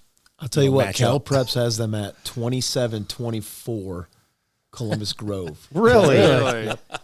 Say, I've done a little bit of research on this because I'll tell you what, you guys know as well as I do, there are some dark rabbit holes to go down when you're looking at high school football stuff. Well, I was gonna say too. Sometimes when I get on Cal Preps, Neutral site, same thing. and Cal Preps can be kind of way out there sometimes. And I'm not saying that can't happen, but I don't know. Marion Local beating Toledo Central Catholic, so. Wow. I don't know. I mean, I I'm might be not able to saying see that's that. not far-fetched. They've No, won no, no. 54 games in a row. I mean, that's a whole I mean, that's a whole different ball game, but I mean, that's just it's interesting when you look at that because it would be interesting. Again, we talked about it earlier. 21-13 last time they met. I think they've met twice. I think Liberty Center's gotten them both times, and it would be fun to watch. I think it would be fun to watch too. I agree. Oh, definitely. Which I don't know. You'd have to have that at a neutral site for sure. Because you couldn't have that at Liberty Center, and you couldn't have it at Columbus Grove. Just not enough seating. Not enough seating. You need it. Yeah, I agree.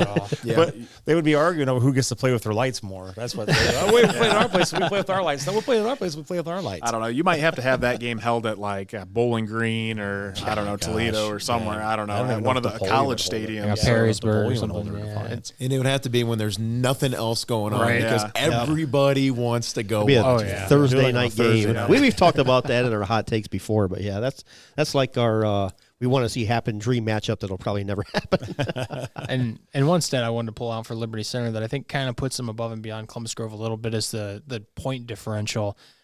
Liberty Center has outscored their opponents 269-14 in the first 6 games here, and that's a absolutely wild stat. And I know a lot of those points came against Swanton, which we know how Swanton is in the NWAL, but they're averaging a running clock at the start of the second half. Like they come out in the second half and they basically just their game's over because their JV's in for most of it. They might get one run through the plays just to make sure nothing crazy comes out at halftime. But man, it's hard to say. I wanted to save it until we talked about it, but since you brought it up, I do want to mention it. I think 10 to 12 quarters for out of the total 24 that they could have played, our starters have played. Wow. So those numbers are they sound crazy because you say, well, 0-6 Brian, 0-6. I think I wrote it down. 13-23. PH and Liberty, both opponents combined, 13-23. So you say maybe they're a little askew, but when you're talking about our second and third, fourth guys playing the same amount of quarters as our starters, It's so unreal. It's just it makes it seem like it's much more unbelievable. So I love that you brought that up because that's just it's just tremendous. Yeah, we talked about that with like the player of the week stuff. Like Muller's only getting 130 yards of rushing, but that's in one half. He's not even getting a chance to do it in the second half. Along with multiple other quality. Right. You got Rents and Garrison Cruz, so it's hard to even get stats for that. 16 kids running the I ball. don't think those three have the total carries that Leonard does. I really don't. I think if you added those three up, they wouldn't. Which I love the old school 120. That is awesome. That reminds me of the Troy Westovens and the Silvases and the Weimers. They got 32 carries and said, "Coach, I'm not done. I want more," and that's what that reminds me of. So, just think that's cool that you mentioned that. Those boys from Liberty Center probably don't have they have as many carries as what they have in a game. I think Leonard Moot carried 30 sometimes in a game, something like that. I mean, all the Liberty Center guys, all combined for all their games, probably don't have 30 carries. Yeah, that's a good point. When we said a couple of weeks ago, there was 16 different players had at least one touch. Yeah, it was crazy. Nice problem to have. Yeah, it is. Sure. Anyway.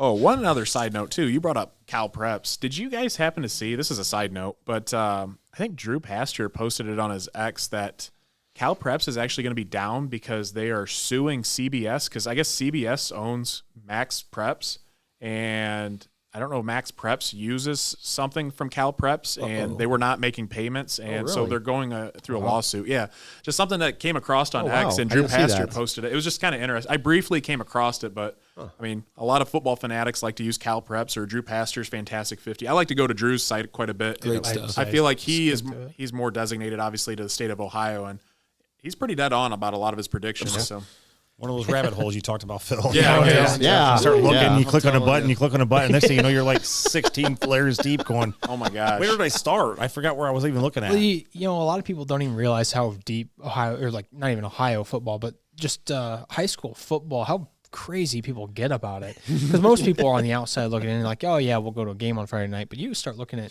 you know, on our side of things, we're starting to look at stats more and getting deeper into it. And you're like, wow, there are people that dedicate thousands of hours to stats. Well, we had analysis Drew on and last everything. year. Drew, that was a really during cool the interview. playoffs. It's But he crazy. did say that a lot of it is pretty much self-automated at this point. I mean, he's got all the formulas and everything. So, I mean, that dude is like a stat. Well, he's a professor at College of Worcester, I think, or something like that. So, I mean, he's pretty intelligent anyways, but it was interesting to hear his take and how he created all his algorithms and formulas, and now his website runs itself. So, One funny story before we move on. You talk about crazy fanatics. I remember going to BG when Liberty played Cary in the regional final game at BG.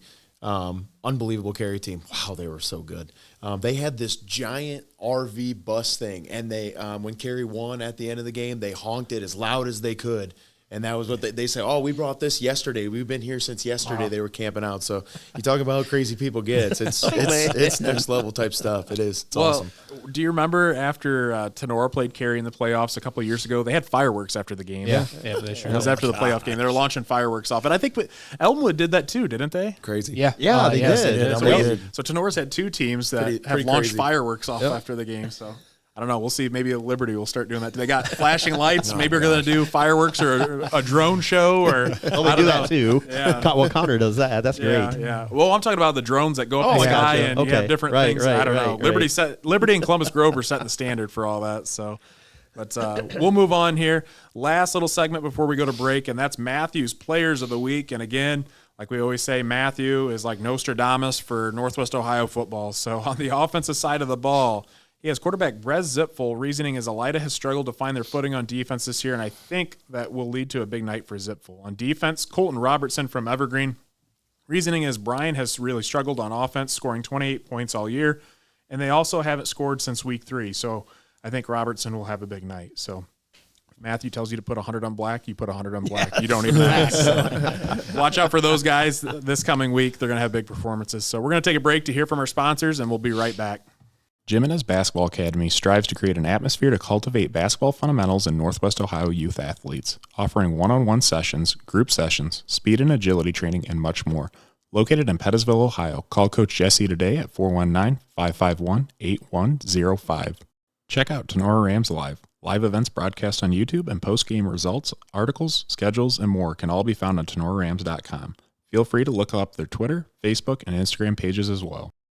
Northwest Ohio Basketball hosts premier basketball tournaments for boys in grades 3 to 8 in the area. Upcoming tournaments are right around the corner. Give them a call today at 419-283-5296 or check out their website at nwoball.com. The Drop Zone Pizzeria is the #1 voted pizza restaurant in the region. Check them out for pizza, wings, subs, and more. Located in Ayersville and Stryker, or ask them about their traveling food trailer. Trueland Equipment and Salesman Lauren Brown are your go-to for John Deere equipment in Archbold, Ohio. Mowers, compact tractors, skid loaders, and more. Your sales expert on commercial turf and CCE sales. Give Lauren a call today at 419-445-1565. Welcome back to the NWO Sports Podcast, and we are on to everybody's favorite segment, the Hot Takes presented by BSN Sports. So we're going to get into some different hot takes, a lot of good ones this week, so stay tuned. First one. Not much of a hot take. I mean, I agree with this 100%, but there's a reason why I'm bringing this up. But O-lines and D-lines never, in all caps, get the appropriate appreciation. I'll attest to that. I played offensive line, defensive line my entire life, offensive line in college.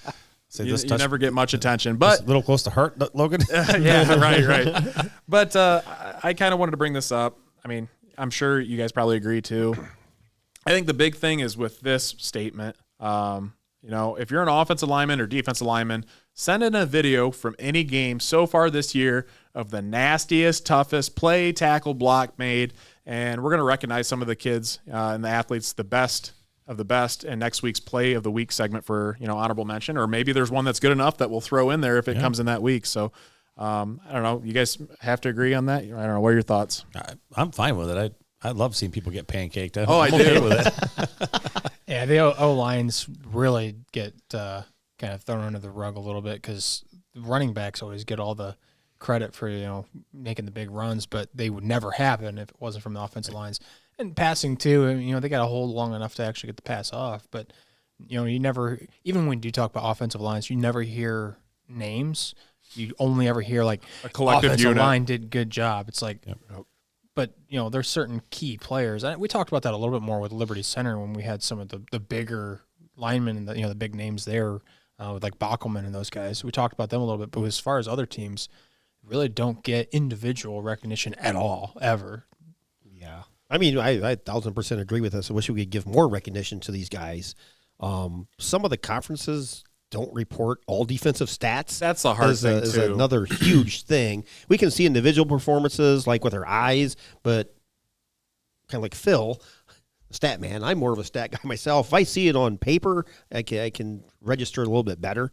But like the GMC, certain teams don't report defensive stats, so they send out their weekly stats, but half the teams aren't on there because they don't accumulate their stats. Maybe they do it after the season. Defensive stats, I think, are harder to. Well, I know some of them with defensive stats, they'll go by and they'll watch film and they'll keep track. Right. And I know that's what Tenor used to do years ago. They'd watch all the film and they'd tally down, tackles, sacks, all that kind of stuff. So just one of those things. I think There is that no O-line stats. I'd like to see more of that. I want to see more of those tackles because what did Jack Woods, I think, had 18? Like, you get 18 tackles in a game. I mean, that's unbelievable. That's as cool as a one-handed catch to me, in my opinion. I mean, that's a stellar play, but like, you're coming to work every play. You got that dog mentality. You get 18 tackles. You guys talk about not naming individual players. There's a couple I'd like to give a mention to. Hunter Bossman from Tenora. Yep. I watched him shred a block from one of a better blockers from Liberty Center this year and make a one-on-one tackle against a very good running back who you mentioned as a player of the week, and Thomas Moeller, and then Rowan Bossman from Napoleon. Family member, but played some JV, didn't get a whole lot of time as a senior, didn't get a whole lot of time, and now starting, plays almost every play. So those guys got to come to work and bring their lunch pails too, man. You're not just fighting for skill position spots, you're fighting for, like I said, your lunch pail. I mean, you those guys are hungry down there. They might steal your lunch. So, I mean, I want to give credit to, there's 100 more you could name, obviously, but those are two I thought this really came to mind off the top of my head. Yeah, definitely. So, like I said, if you're an offensive lineman, defensive lineman, send me in some of those videos of the best play you got, nastiest play. I want to see you guys blowing some people up, blocks, tackles, whatever it is. And you guys will get showcased on the podcast. We'll give you some recognition for sure, because believe me, I know from firsthand experience, I know how you guys feel. It's good to get recognized every now and then, so we'll do that here. Let's go into the next hot take. This is a good one. It was interesting. I kind of talked to these guys a little bit beforehand, but this one is the NWAL could assemble a super team of the best players not from Liberty Center, and this year's Liberty Center team still puts a running clock on them by late third quarter. Who wants to kick this one off? Wow. Let's start with Phil. Yeah, He's Phil, the you want to start? guy. He's the expert on NWAL. This is a little close to home because I think that there's a lot of people on the Tigers team that don't get starting spots that could probably start on any team in the league. Like for instance, Tyler Roars. I don't know if you guys seen him run the football. He runs mean, angry for $175 soaking wet. I mean, he is just. I might be lowballing a little bit there, but I mean, these kids just play hard and tough. Tackling a combination of some of these players might be a little tough in the league. Like Max Mossing, I think would be interesting to throw back there with Landon Lindermoot. That could be an interesting offset duo there. That's kind of interesting. And then maybe throw the kid from Wasion, Wyatt Smith, out there. Yeah. I think it would be interesting, but when you're talking about the defensive linemen that Liberty Center has, you can go 6'7" interchangeable, not really lose a beat there. You get 6'2", 6'3", 265 on the front line there with Hunter Spangler when he's healthy, plus the combination of Zyder. You get a couple of sophomores in there, and then Waylon Rentz, Stephen Brogan, and Garrison Cruz might be the three best linebacking core in all the state of Ohio. There are some really, really good linebacking groups out there, but, man, those kids, if you don't know who made a tackle, you can say Waylon Rentz or Garrison Cruz almost every play. If Waylon was playing 4 quarters, probably 20 tackles a game. That's not a joke. He has a nose for the football. I've seen him take a couple of kids off their feet running the football. You guys mentioned his stiff arm abilities. I mean, I would not want to tackle that man 20 times a game. So maybe seeing an all-star team, we would see 4 quarters, but I don't know about running clock. I mean, Liberty Center is really, really good, guys. I mean, I would argue they're probably 20, maybe 30 points better than anybody in the league. The NWO is a little bit down this year, I think, maybe compared to what it's been the last few years. But I also think that there's some lower end teams that have been on the lower end the last couple of years. You look at Delta, Evergreen, they're making some noise. I think Bryan's better than 0-6. They have some kids. They're going to get more kids. Coach Staten's out there in his first year. That's a really good topic. I could talk about that for a long time. That's interesting. I like that one a lot. Like Coach Muller's just like, oh, good Lord, guys. We really need – come on. Everybody fast forward through this segment. Yeah. The more I look at this, my initial thought was like, oh, yeah, 100%. I mean, Liberty's above and beyond this year. But, the more I keep thinking and you got athletes like – these are just some names that pop out from the conference. Grant Smith from Patrick Henry, heck of a defensive lineman. And then offensive side of the ball, you got guys like Lincoln Krieger, a couple guys from Evergreen, Bryce Bolger, Will Roots, Colton Robertson. We just talked to Coach Bock about those guys. Those guys could play a mean wide receiver position and quarterback. And then I'm just thinking of other names that pop out to me too. Littermoot from Delta. Delta's got some solid linemen as well. And I think it's a really competitive game. I think that, obviously, if it's a super team, it's probably the most competitive game that Liberty would ever play in the conference. But I don't necessarily agree with the running clock portion. I think Liberty may have the edge just because they play well as a cohesive unit. And I guess if you want to look at that in terms of super team, I don't know if you're just forming it real quick and they haven't practiced together.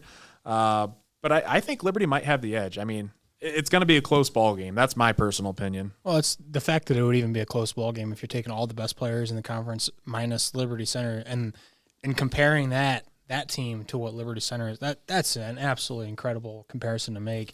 That they're that far above and beyond. And you said they're 20-ish points, maybe even 30 points ahead of anybody else in the conference. I don't understand how Liberty Center can continue that trend. I mean, 2 years ago we looked at them and we're like, man, they're awesome. And then last year we're like, oh, they lost a lot. I don't know whether they're going to be any good. And then they make it to state finals. It's like, wow. They just reload after they graduate year after year. Yeah, the cruise triplets and things like that. And it's like, man, maybe not this year. Maybe they'll be down a little bit. It might be a little more even in the NWAL. And it's like, come on, what's happening here? But I'm sure people said the same thing about like Marion Local. Right. Well, they're going to have a down year. Well, okay, maybe they're not having a down year. Well, they're going to have a down year. Well, no, they haven't a down year this year either. 14 years later, they've won all kinds of state titles and, whatever. But, man, I don't know.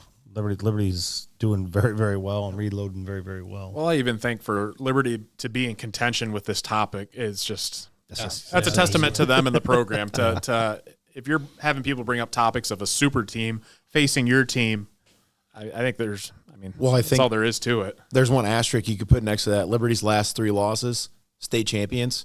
Would you put this NWOL super team against those? How would they do against those teams? Because that's the caliber that it takes right now over the last couple of years. And I just want to shout out Eric Weimer. He came in as a linebacker coach, but he also brought so much more to that team. He runs a nutrition program during off season. He has also told kids, if you guys don't have the ability to get that, come over and my wife will make it for you and we'll eat at our table together. I mean, that guy loves those kids along with all that staff. And I think that speaks for itself. And like you guys said, the fact that that's even being a comparison is crazy. But I think that speaks to kind of it as well. And then, it's just those kids just seem to be more hungry every stinking year. Like it's just it's crazy. It's like we talk about they get out there, they get a chance to go out there and play, and then I don't know, it's like a vampire needing a little more blood. Just like they got a little taste of blood. Now I got to have more, and I got to have more, and I got to have more. And those kids just it's like the shark's blood in the water, and they just feed I got to have it, and they got that taste, and now they want more. And I tell you what, AJ, you said it, man. They just seem like, well, maybe they'll be down this year, and then even at Christmas. You got to give huge credit to the younger programs too. There, it's not just Coach Muller, at the varsity level, because the programs don't develop like that at the varsity level. They develop, 5th, 6th, getting in 7th and 8th grade.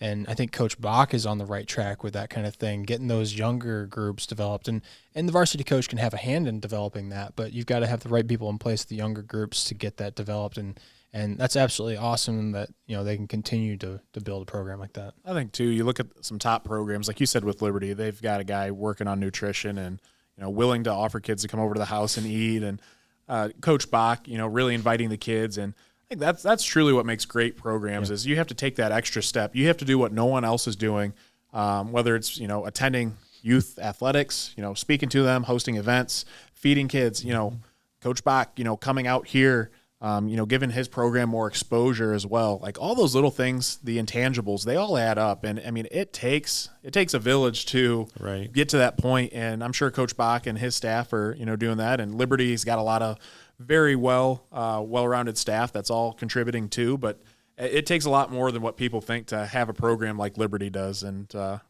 that's why they have success. Yeah. So. You talk about good problems to have. They got about 35 kids competing for 11 spots. When you talk about in the grand scheme of things. So it's a nice problem to have. Some programs don't have 35 kids. Exactly. And that's the worst part. Numbers have just dwindled so much. So, all right. Yeah, that's a good one. I like that one a lot. Good topic. All right. We're going to move on to the next one. And we had a little bit of discussion about this prior to figure out if this is even possible. The GMC, the Green Meadows Conference, ends in a 4-way tie. Paulding, Tenora, Fairview, Wayne Trace. Did we come to a conclusion? Is that even possible? Can 4 teams tie for? I think it can, but it would be 2 losses. They would each have to have 2 losses, not just 1 loss, because the way everybody plays out, there would have to be 2 losses, would have to be the tie. Okay, well, we know the 3-way tie can work out because that happened last year in the Green Meadows Conference between Antwerp, Tenora, and Ayersville. Yep. So 4-way. I think Ayersville's out. Well, this year. Called out a cold take. We'll have Coach Mickey on next year. It'll be a different season. As far as 4-way tie, very possible. I mean, we said it a couple times. Sonora is obviously at the top right now with being undefeated in the conference, but at any moment they could get knocked off. And if a couple of other games fall in certain directions, you very well could be looking at a 4-way tie for 2 lost teams take the championship home each. It'd be weird, but it's definitely possible. I would probably say Edgerton probably has the toughest route remaining. They have Paulding, Fairview, Hicksville, Tenora. So, all 4 of those games really. Fairview, at Antwerp, play Edgerton, Wayne Trace, and their final game is Hicksville. And I think their toughest fight might be Wayne Trace. Yeah, but maybe Edgerton might be able to do some damage. But I think this question is answered real quick this week. If Tenora beats Wayne Trace, that's pretty hard for 4 teams to tie because then Tenora's already beat Fairview. They've already beat Wayne Trace. 2 of the teams that are towards the top, and then all you have left is Paulding, and Edgerton's still lingering in there too. But really, if Wayne Trace can pull off an upset this week against Tenora, they have Antwerp, then they play Fairview, and then Ayersville. So with a loss already to Paulding. Yes, correct. Okay. So yeah, I don't know.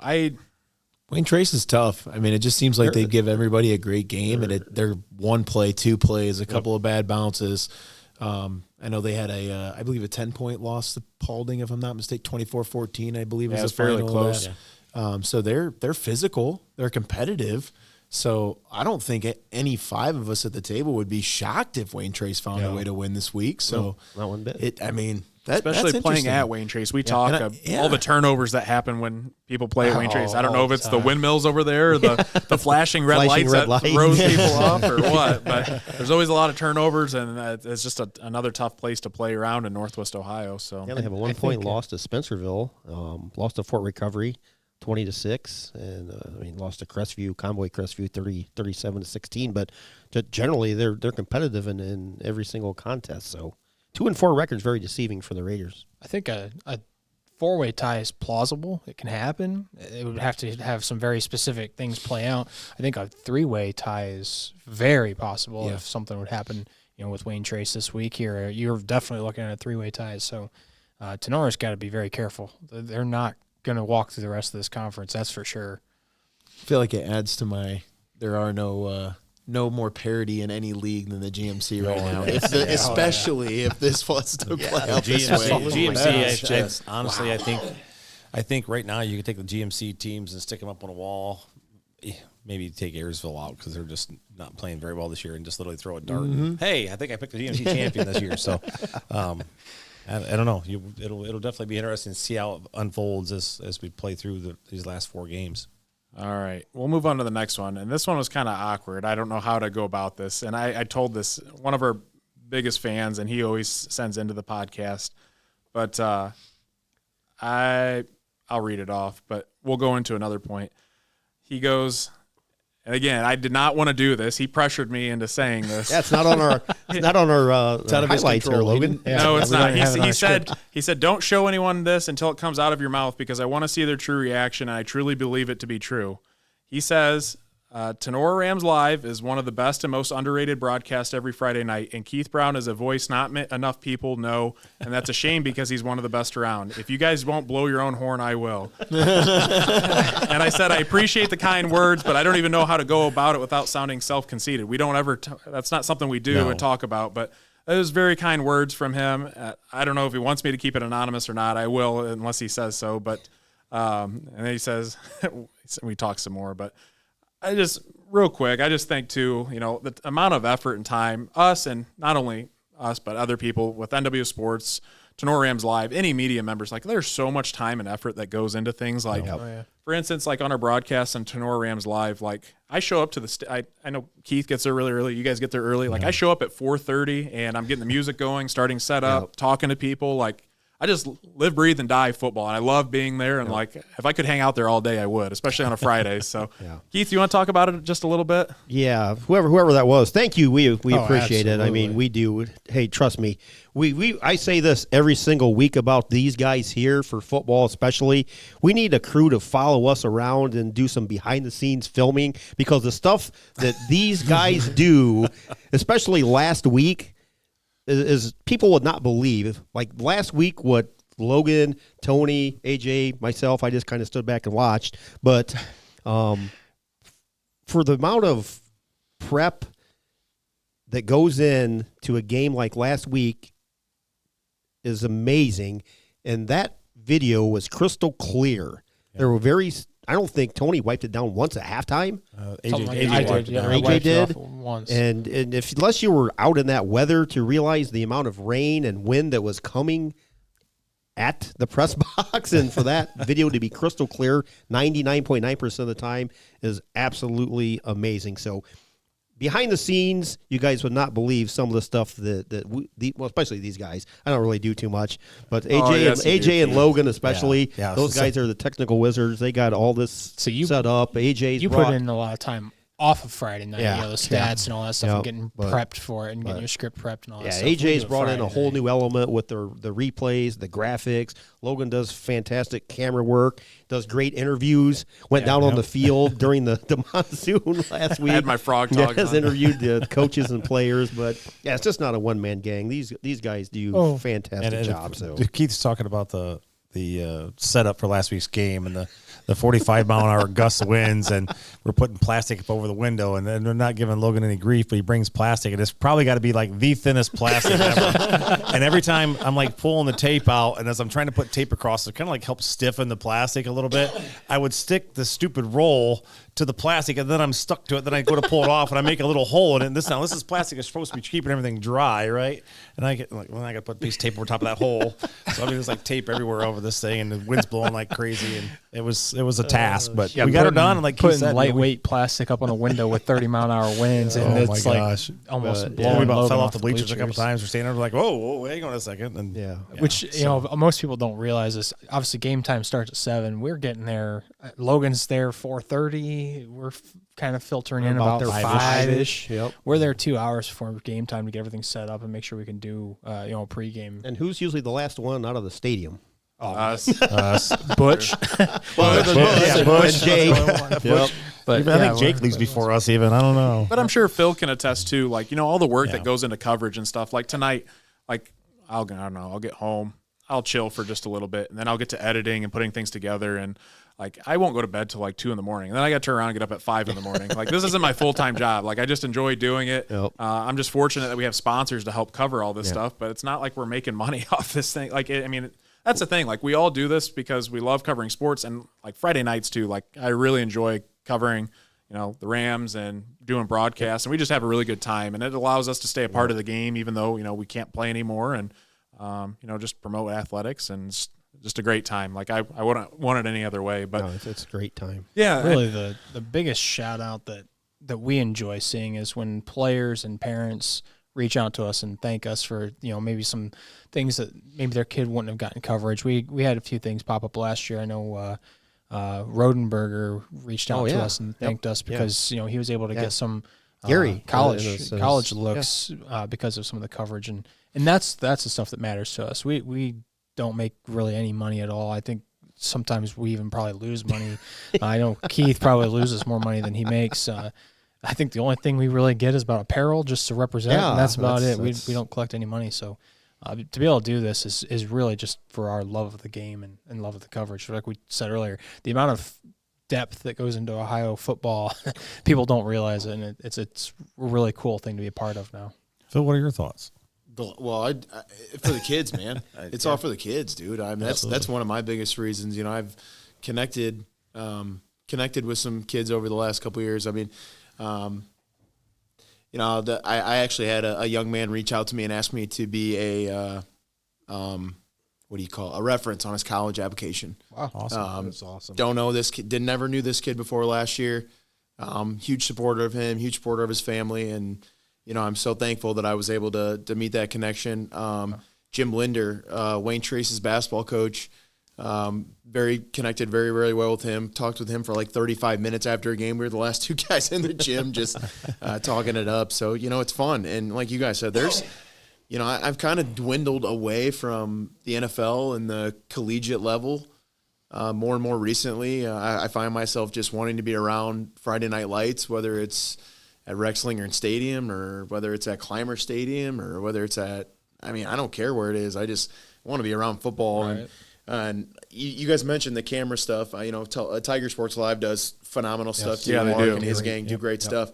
I mentioned it. I went out of my way to tell Danny Kessler the game at Otsego, the sun was unbelievably bright. I mean, and if we know all about it. If he had if he was out here, you would see the stadium, but you wouldn't see anything but the sun. So he had to be. I mean, he was zooming in. He was here. He was there. I mean, you talk about working some magic. You guys mentioned the camera work. Dude, I went out of my way to make sure I let him know that was awesome stuff because people are so nitpicky sometimes. And like you said, the effort, the patience that you have to have for that stuff is literally, it's a little outside my realm even. I don't know if I could do the film. That's so it's your patience a little thin sometimes. Man, the amount of things that go wrong, that actually do go wrong on Friday nights that you have to very rapidly make these changes. Sometimes it gets pretty worked up. Internet will drop and we'll lose connection and you've got 30 seconds or whatever it is to get it back before YouTube ends the stream. So I'm scrambling trying to make sure everything's hooked up while being bombarded by other people in the press box asking me for questions and help. I'm like, I don't have time or energy to do this. I'm trying to focus. But anyways, you're talking about LSU Tiger Sports, that other people in the area that do a great job too. That was my next leading point. We wouldn't be where we are if it wasn't from other places like those guys. We pick Mark's brain when we're over there. They invited us up into their press box on the state game. Coach and I were actually up in the box with them, talking to them, and down on the sidelines with their sideline group, and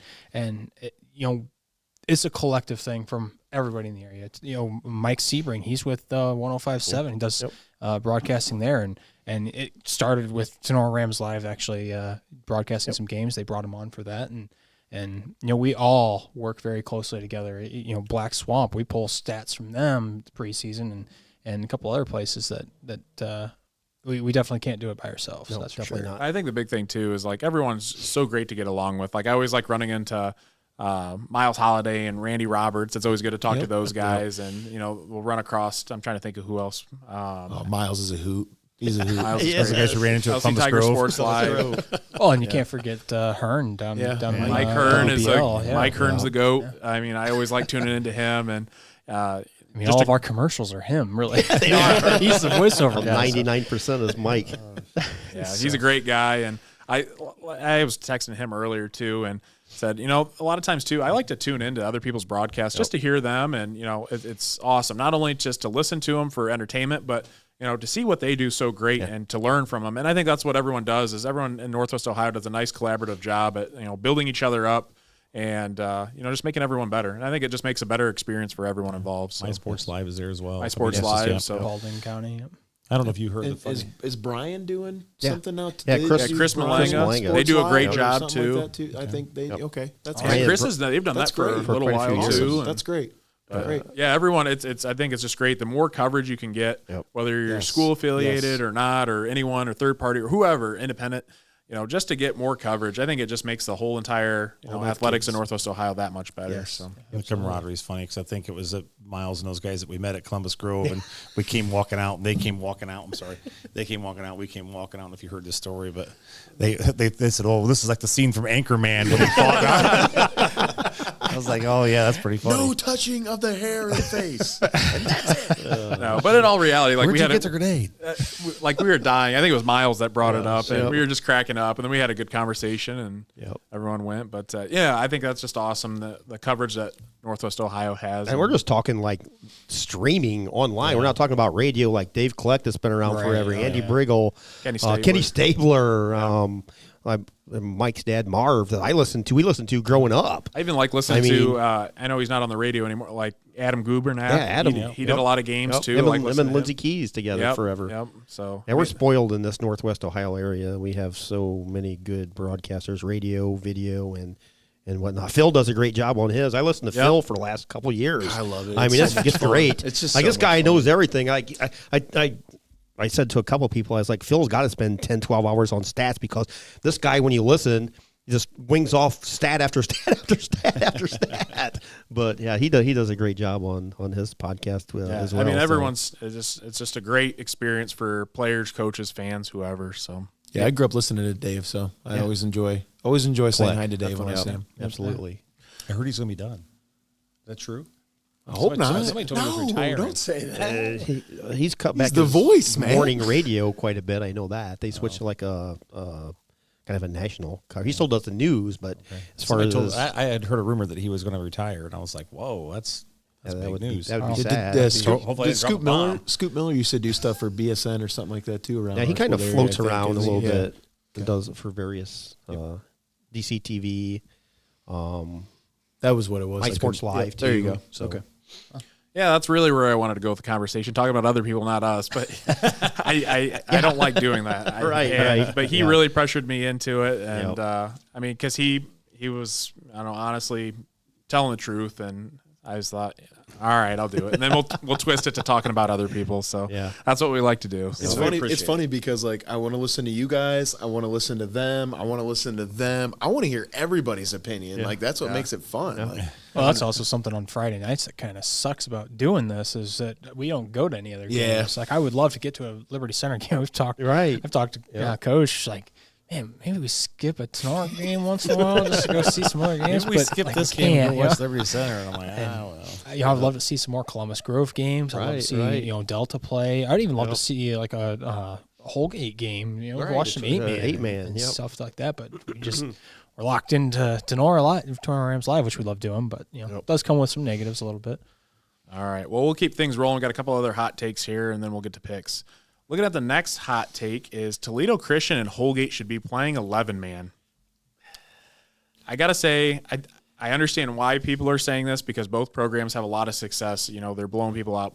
But I don't think you necessarily decide 8-man, 11-man based on talent level. Maybe a little bit of it in terms of competitiveness, but it's all based on numbers. Yeah, it's based on numbers. That's what I was about to say. I mean, just because they're having a lot of success – though we did say last year, Toledo Christian, we watched Toledo Christian play Holgate. They did probably have enough people to field an 11-man team. I mean, their numbers were strong, and they just have a really good football club over there playing 8-man right now. I think some of it's consistency in years to years. I agree. I mean, Holgate was 11-man when I was in school. They were still part of the GMC, and they were always the bottom of the conference because they didn't really have enough kids. I mean, they were barely fielding a team, and it would end up causing injuries, I think, at some points because kids are going both ways for the entire game, and they're stressed out and overworked a little bit. And I think made a huge positive impact in their program to switch to 8-man. Yep. Yeah, I don't like that. I don't like that topic. I think that, or I like the hot take, but I don't agree with it. I think that Toledo Christian's really good because they're committed to the 8-man game. Right. You know, you Right. talk about Absolutely. health. I think that's a fantastic point. I think health is such a crucial fact in that.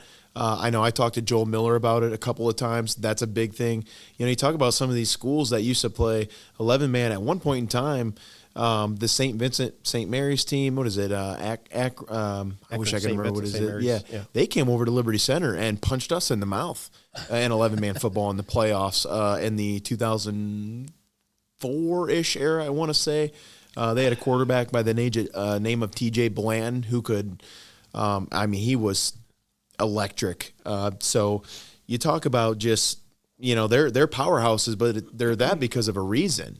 Right. They're committed to the 8-man game. You talk about Holgate, they're committed to the 8-man game. Their coach over there does a wonderful job with those kids. He keeps those kids in day. AJ Wagner, I believe. Colton Wagner, excuse me.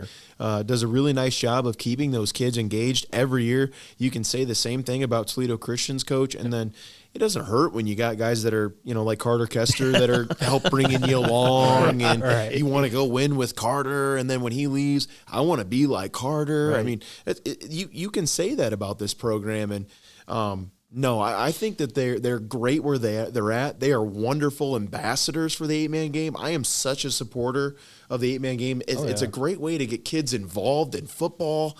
I mean, I wouldn't want to take away anybody's 11-man experience if it's possible, but if 8-man's the option, I am such a supporter. So I'm right there with I think you. they're big ambassadors. I mean, it's either, for a lot of these schools, it's 8-man or nothing. Yeah, I mean, they don't have enough to field the 11-man program, and that means that, you know, either you're going to transfer if football is your thing, you got to transfer to another school, and you don't get an opportunity to go out there on Friday nights or Saturday, because I know 8-man plays a fair amount on Saturdays, to represent your community, your school, and those kids don't get that. So in that sense, I do. I like 8-man because it still allows these kids to play the great sport of football. Yeah, the positive impact that football of any kind has on the community, not just the kids, but, you know, the community. It gets people involved in doing something on Friday nights during the fall, and other sports do the same thing in their respective season. But, you know, if these schools come out and they don't have anything on Friday night in the fall, it's like kind of like boring almost. Football is just different too. And I'm going to bring up a point in just a second, but football, it's the most popular sport in Northwest Ohio. I mean, let's get that out there. I mean, everyone follows football. I mean, it doesn't matter who you are. Yep. Football is the thing. And when you talked about affecting communities, remember when we had Coach Vickers on and he went to Swanton? There's literally an article of the effect he had on the literal economy of Swanton businesses. You know, I think there was a bowling alley that talked about, you know, more people were coming out, and, you know, they were celebrating after wins and doing stuff like this, and people were buying more merchandise from different things, and, you know, just business was booming in Swanton when Coach Vickers came there and kind of reignited that program and revived it, and it was just unbelievable. And those were points that I brought up to Coach Vickers, like that's such a cool thing that, you know, a high school sport of football can literally have an impact on, you know, that local community's economy. So yeah, you think about that in the college realms or the pro realms of, you know, places around the stadiums, people, you know, they go early and they go grab something to eat before the game, whatever, grab pizza, grab some beers, whatever. You know, you don't really think about it so much in the high school realm, but like you think about like a little town like Liberty Center, people go out to eat beforehand, or Arch Bowl, people go downtown, they grab a bite to eat or something before the game, and grandma's place. Yeah, grab some grandma's cookies, things like that. And you know, you go to a Liberty Center game, and there's guys in line that at 5 o'clock. I mean, there's half the bleachers are filled with blankets. I mean, it's. I texted the group of kids that went to the state championship game last year. There were, you know, there's many special kids that have gone through Liberty Center. They were the best team Liberty Center's ever had, statistically, you know, wins and loss category wise. You know, I was close with a lot of those kids. The senior class now was my first class I ever coached in junior high baseball when they were 7th and 8th graders. Still very close with them. And I texted a big group of them last year and said, you know, I appreciate what you guys did for this community. You guys brought a community together when everybody could have divided with, you know, this going on or that going on. And, you know, to see that is just great. And one last thing I wanted to mention about the 8-man thing, I do think there are guys that are playing on some of these 8-man teams that could dominate in the 11-man game too. I think the definitely. kid from Holgate last year, the McCord kid, he was really, really special. Xavier McCord. The Kester kid is special. I know the team that they play coming down the road.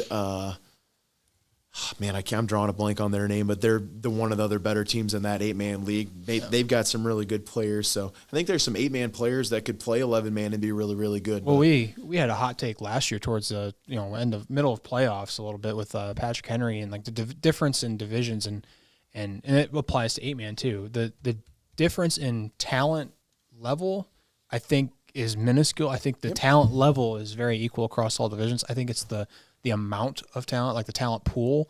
Yep. You have less of those superstar athletes at each level. As you get down, you might have 2 or 3 at Division 7, whereas D1 you have 15 of them. Yeah, that's the difference. So at the 8-man, you might still have a Xavier McCord that could easily compete anywhere in 11-man, and you even up into Division 3, 4. That just because they're at 8-man doesn't take anything away from their skill level. We'll keep things rolling here. Just a couple more. The next one is we're continuing off this of last week. I know we had a little bit of discussion, but we actually had teams and players and coaches and fans send in jerseys, and that is the best jerseys in Northwest Ohio, guys. And I told people, too, what we're going to do to make this fun is we'll have a fan vote, and I'll release polls online, and you cannot vote for your team. You have to vote for someone else. You cannot vote for your team. That's the only thing. So, but best jerseys in Northwest Ohio, we had seen a lot of great jerseys. Fairview's got some really sharp jerseys. I like the black with the yellow trim to it. Those are very sharp. Yep. Those stuck out to me. Napoleon. The ones Napoleon had, the American flag on the shoulders. Those are probably the best military uniforms out of anyone in Northwest Ohio. Those are sweet. They just look very, very sharp. But I think for me personally, the team, if you're looking at overall, like, multiple selections, colors matching up, that's got to go to Columbus Grove, in my opinion. They've got like 4 or 5 different combinations if you count the military uniforms they have too. But we had seen their uniforms that they wore against Pandora Gilboa week 1. Yeah. And like they had red tops, gray bottoms. They just looked really, really nice. Nike uniforms, and they were top notch. And then all the different combinations. They have white on white. They have red tops, gray bottoms, gray tops, red bottom. I mean, it's literally everything. And I don't know that anyone else in the area has as many combinations as Columbus Grove, but that's probably got my vote for best jerseys in Northwest Ohio. There, like I said, Fairview's, I really liked Fairview's a lot. Those looks pretty sweet. And they even have a yellow alternate jersey, which I didn't know they even had that. So what are you, solid yellow? Yeah, those are cool. Solid yellow, just like the black, except it's yellow with black trim instead of black with yellow trim. Those are sharp. I think Columbus Grove reminds me a lot of like Oregon Ducks. It just seems like they have 1,000 different pieces they can mix and match. I did say if there was one team in the area, and we had talked about it prior to the podcast, was if Liberty Center could get some all orange jerseys, I think those would be pretty sweet too. Yep, so dressing all orange, come out there dressing all orange socks. That'd be cool. I like the bright colors. I know some people don't like, for instance, the NFL. Oh, what do they call them? Color Rush. The Color Rush jerseys. Hate those. I kind of like some of them. Like you go to Seattle, didn't they have like some lime greens? I kind of like some of those, but I don't know. What are your guys' thoughts? I've been a long proponent of. I've said for years and years and years. I think, although they're our rival, I think Fairview has some of the better combinations when they wear their white pants, when they wear the white with the yellow, even the white with the black. Yeah, that just pops to me. The Antwerp one with the blue looks pretty awesome. The Napoleon one's good, but like Fairview with their combination with the white pants, I know it's a equipment manager's nightmare to get those white pants clean. Oh yeah, but the white pants with any color of jersey, even the white on white for Fairview looks good for some reason. I think their uniforms are, for me, at the top of the list. You're talking about jerseys. I watched the Lions game last night. Their outfits were cool. Nice. The black Yeah, with that blue, the metallic blue helmets. Those were sweet. Yep. So I mean, I have to agree with you, Logan. I think all in all, Columbus Grove probably has the biggest set to mix and match and make things out of. What about you, Phil? Yeah, I think you guys hit it on the head with Napoleons. I think theirs is pretty sweet with the red, white, and blue. I think Grove has a military one too to go with their awesome combination. So. But I do want to give a shout out. I think the Delta Blacks are pretty sweet. Yeah, you guys talked mentioned about the that black. too, I like a good old school black uniform. The bright green, and then I think I like Liberty's gray jerseys. We talked about having the orange ones. You talk about the white and the black, but the grays are kind of cool. I think last week they brought out the gray pants with the black tops just to keep it a little interesting. Yeah. So, but yeah, I think Grove has a good combination, and I really like that yellow from Fairview. I think that's cool. It just sticks out. I mean, it's kind of bright, and I think that's kind of cool. Maybe under the lights, especially, be pretty sweet. Oh yeah, I'd tell you one too, and obviously we're Tenora guys, but I'd like to see like a Tenora uniform, like a gray alternate. Yeah. I don't know, gray alternate with like a green trim, almost looking like Colorado State. I believe Colorado State has a set of those gray unis. Those would be pretty cool. I'm just trying to think if there's any others that we're missing. Well, that's where I tend to follow you, like more of the classic jerseys, Keith. Yeah. I really, really like the alternate colors, like the black with the bright, contrasting color, like the Fairview's black jersey with the yellow, it really pops, or Liberty Center with the black and orange popping out, like just anything like that. I don't know, black with a bright color always just makes it look so clean. I think if you can get two colors that really contrast, I think that makes for a really good uniform. Yep. But yeah, we'll do a little. I can talk about this topic every single week. I love it. We'll do a little poll, and we'll find out who officially everyone votes for as the best jerseys in Northwest Ohio, or what school has the best jerseys in Northwest Ohio. So stay tuned for that. Wrapping things up here, quick little trivia question I wanted to ask these guys, just to break things up. Marion Local is 83-5 since the year 2018, excluding this season. This is second in the state of Ohio for most wins, behind what program that is 85-3? Does it across all divisions? Yes. I think Phil. I know the answer, but I don't want. Do you guys have any guesses? Without, hopefully, you didn't hear me when I gave the answer. Didn't. Good. I was. You guys were interested in the cookies. Yeah. That's why I brought them. The distraction. I told you. Yeah, it's Phil bringing the cookies from Grandma's store over there. Can't go wrong with any of that stuff. Oh my word. Tony, you heard them, didn't you? I did hear them. I did not. Did you hear him? No, I did not. And I who would you guess? If I would. The entire state of Ohio among any division. I would say like somewhere over in Cleveland. I'd say you're right direction. Glenville, maybe. No. I love their tar blooders. Do you guys like that as much as I do? I think that's such a cool mascot. The tar. Well, we had to look up what a tar blooder was. Exactly. And how they got their name. What is a tar blooder? Fill me in. I don't know what a tar blooder is. Now you got to re-Google search it because I know the general concept, but I was trying to see what exactly. I would have guessed without really any general research. I would have guessed Kirtland, but that would be.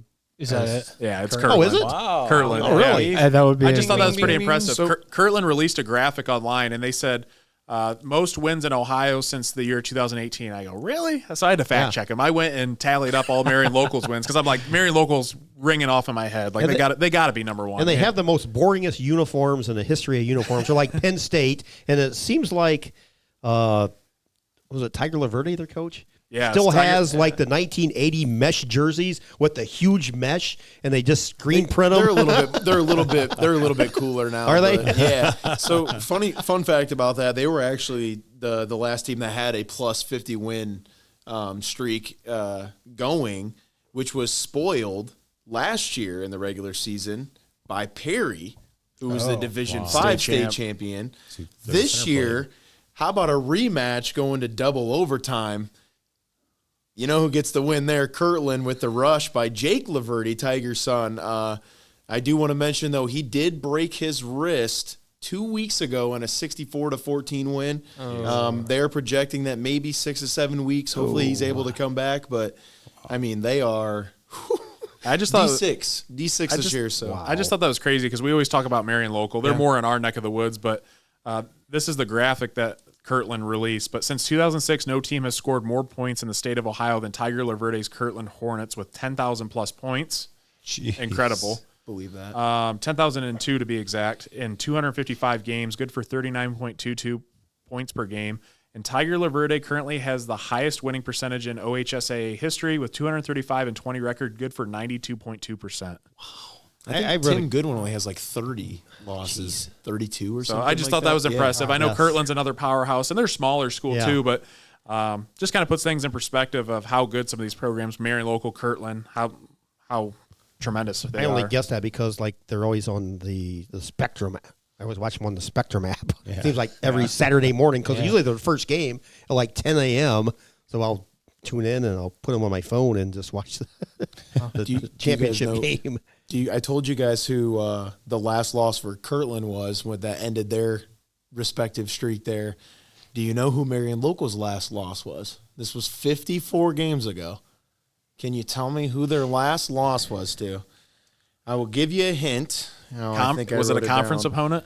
It was a conference opponent. I'll give you a hint. It was in probably Coldwater or Versailles. It was in 2020, I believe. It was the COVID year, and the team that beat them beat Warren JFK in the state championship game. I would say New Bremen. Bingo. Wow. Wow. Well, Bremen was that the year was the last team that beat them. I believe it was COVID year. What year was it that 3 MAC schools all won a state title? Because it was that could have been that year because wasn't it New Bremen? Wasn't it could have been Division 5 that year. So it was what 6-7 and 5-6-7. Coldwater.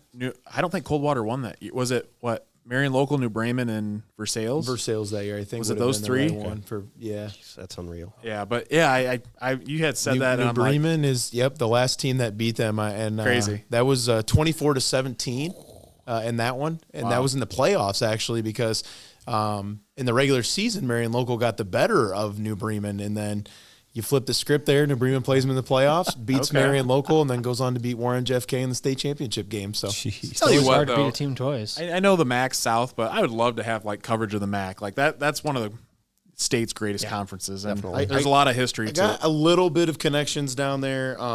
That's the thing about Marion Local that makes them so good. They don't have a guy; they just have a bunch of dudes. I mean, they got like 4 guys that have 200 yards rushing. Justin Nauf, their quarterback, he's like a sophomore, junior, and he had 7 rushes for 160 yards last week in the first half. Jeez. Didn't have to run it all in the second half, and that was against Versailles, guys. And we're talking 42-0 against Versailles in the first half. So, crazy. Just interesting stuff there. Yeah, definitely. Well, crazy stat. Before we wrap things up from the hot takes, real quick, a tar blooder was a railroad worker whose job was to smear hot tar on railroad ties after they were laid to seal them and hold them in place. So that's what a tar blooder is, and that's what Glenville is. Okay. So. 7 points down just hearing the nickname there. How about that? Oh, my. So, anyways, well, that concludes the hot takes again. Keep sending those in each week. I'll post, and we love doing this, and it's enjoyable. This creates some really good conversations. So, again, we thank BSN Sports for sponsoring this segment. So we're going to take a break to hear from our sponsors. We'll be right back with Week 7 game predictions, and we'll wrap things up after that.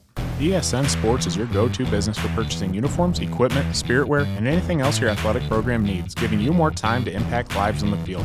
With over 1,200 sales professionals who live, work, and serve in your community, you're always just a short drive or phone call away. Be sure to give your local sales rep and Jim Garris a call for any of your athletic supply needs. Optimal Performance Fitness is your go-to gym in Northwest Ohio, providing group fitness classes, personal training, and sports performance sessions for area athletes. Located in Napoleon, Ohio, give them a call today at 419-438-7265. Baden Stevens Body Shop is your #1 voted auto body shop in Northwest Ohio. We are your experts on all makes and models and are the only Chrysler, Ford, and GM certified collision repair center in the area. Located in Jewel, Ohio. Give us a call today at 419-497-3111 to schedule your free estimate. Come check out the Baden Stevens Body Shop difference. Marco's Pizza is honored to sponsor NWO Sports, serving your pizza of choice in Northwest Ohio. Defiance, Archbold, Wauseon, Delta, Bryan, Napoleon, Paulding, and Montpelier. Order online at marcos.com today. RE/MAX Realty of Defiance has represented Defiance County for nearly 40 years. Located at 1401 South Jefferson Avenue in Defiance, we have 13 agents ready and available to assist you in home buying or selling needs. You can check out all the listings at www.remax419.com or call us at 419-784-3029. Let our years of experience go to work for you. For 26 years, Burkholder Taxidermy has been Northwest Ohio's trusted full-service taxidermist. From game heads to lifelike mounts, we provide exceptional quality and craftsmanship.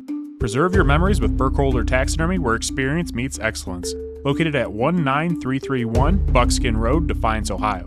Give them a call at 419-782-9538. Fairchild Family Chiropractic aims to help families to get better together in the least invasive way possible. Dr. Fairchild focuses on the neck using the Blair technique and Palmer package, adjusting to correct spinal misalignments. Located in Defiance, Ohio. Call Dr. Fairchild today at 419-576-5070 to schedule an appointment. DeLarber Concrete and Hauling is your go-to provider for concrete and hauling needs. Flat work, pole barn floors, driveways, and patios. Hauling services for stone, mulch, and dirt. Call Josh for your free estimate at 419-576-0401. Jimenez Basketball Academy strives to create an atmosphere to cultivate basketball fundamentals in Northwest Ohio youth athletes, offering one-on-one sessions, group sessions, speed and agility training, and much more. Located in Pettisville, Ohio. Call Coach Jesse today at 419-551-8105. Check out Tenora Rams Live. Live events broadcast on YouTube and post-game results, articles, schedules, and more can all be found on tenorarams.com. Feel free to look up their Twitter, Facebook, and Instagram pages as well. Northwest Ohio Basketball hosts premier basketball tournaments for boys in grades 3 to 8 in the area. Upcoming tournaments are right around the corner. Give them a call today at 419-283-5296 or check out their website at nwoball.com. The Drop Zone Pizzeria is the #1 voted pizza restaurant in the region. Check them out for pizza, wings, subs, and more. Located in Ayersville and Stryker, or ask them about their traveling food trailer. Trueland Equipment and Salesman Lauren Brown are your go-to for John Deere equipment in Archbold, Ohio. Mowers, compact tractors, skid loaders, and more. Your sales expert on commercial turf and CCE sales. Give Lauren a call today at 419-445-1565. Back on the NWO Sports Podcast, and we are on to Week 7 game predictions. So let's go ahead and we'll roll through and name off our predictions for the script. So first game is Fairview 4-2 at Antwerp 2-4. We've got a chance to see both these teams up front, personal, live, and I think it's safe to say I think the Apaches take this one. I think they win handedly, coming off a big win against Paulding and one of the best offenses in Northwest Ohio. I think they come out a game where you're not going to have 30, 40-mile-an-hour winds. Yeah. I think Will Zedike throws for 400-plus easily. Fun fact real quick, too. Will Zedike throwing over 500 yards gets him in the record book for OHSAA. Really? Oh, wow. They're, junior? Yeah. Yes. Yeah. There's game stats. To make the list, you have to throw for over 500 yards. I looked up what you have to do to submit it, and I don't know if anyone from Fairview submitted it, but I submitted his stats to it because I want to see him in it. So that was something really cool, side note. But, awesome. Yeah, I'm going Fairview. Apache should have no problems with this game whatsoever. Or I'm sorry. Yeah, Apaches. Yeah, Apaches. You're right. Double take there. Yeah, I'm going with the Apaches as well. Yeah, Fairview for me. And Matthew had Fairview, and Phil, who did you got this game? Yeah, I'm going Fairview too. And like you guys have said, I think they're a little bit more experience on the line, but they're so young at the skill position. So the Fairview ain't going away anytime soon. Kudos Doug Rakes over there. We thought he would turn it around, struggled a little bit last year, but right back in it again this year. Yeah, Fairview definitely gets the pick there. Next game, Hicksville 2-4 at Ayersville 0-6. This one we discussed a little bit. This could be a tough game to pick. Hicksville has showed glimpses of what they're capable of. They've got some stud players. Brant Langham, Cross Edike's running the ball really well. Ayersville, they've been struggling this year, but this game's at home. There's a lot going on at this game. It's the 50th. Yeah, 50th anniversary of Fairview football, correct. Of Ayersville football. Or Ayersville football. Yeah. Oh, geez. What did I say, Fairview? Ayersville. 50th anniversary of Ayersville. Yep, of Ayersville football. So that's, I'm sure, going to bring a lot of people back. But I don't know. I think I'm going to have to lean a little bit more towards the Aces. But I think Ayersville's got a shot in this game. I think if Ayersville's going to win one game this year, this could potentially be the week. But I'm going the Aces, and I think they come out with a win. Now, this is one of the few games that I had problems with this week, and I filled it in right before it came. And, Ayersville's got a lot of stuff going on this Friday night. It's going to have a fantastic environment over there with basically everybody that was somebody in the program coming back. It's one of those things. Does it help you, or does it put too much pressure exactly, on including you? Coach McCord, who is the father of Ayersville football. I mean, his name's on the. Hey, yeah, how's that going to work if Coach McCord's going? Because he helps coach on Fairview staff. Right? So, that's kind of curious. He probably told Coach Rakes before the season, "Hey, I won't be here this Friday night." But it came down to it. I took Hicksville. Yeah, I went with Hicksville, but could see an upset here. Yeah. I'm going with Snoopy and the Pilots. Hang on, Snoopy.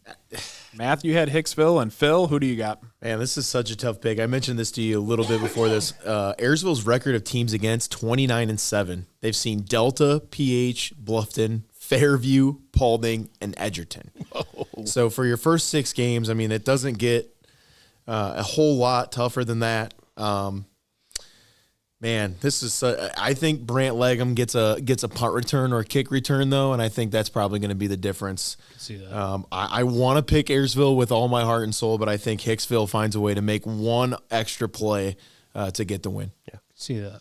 Next game, looking at another Green Meadows Conference matchup. Edgerton 4-2 at Paulding 5-1. Paulding's coming off a tough loss against Fairview, a game that very well could have gone their way. Edgerton, I think we still have mixed emotions on what they're capable of. I mean, they've shown that they can win some games. They show they can, they lost against Wayne Trace.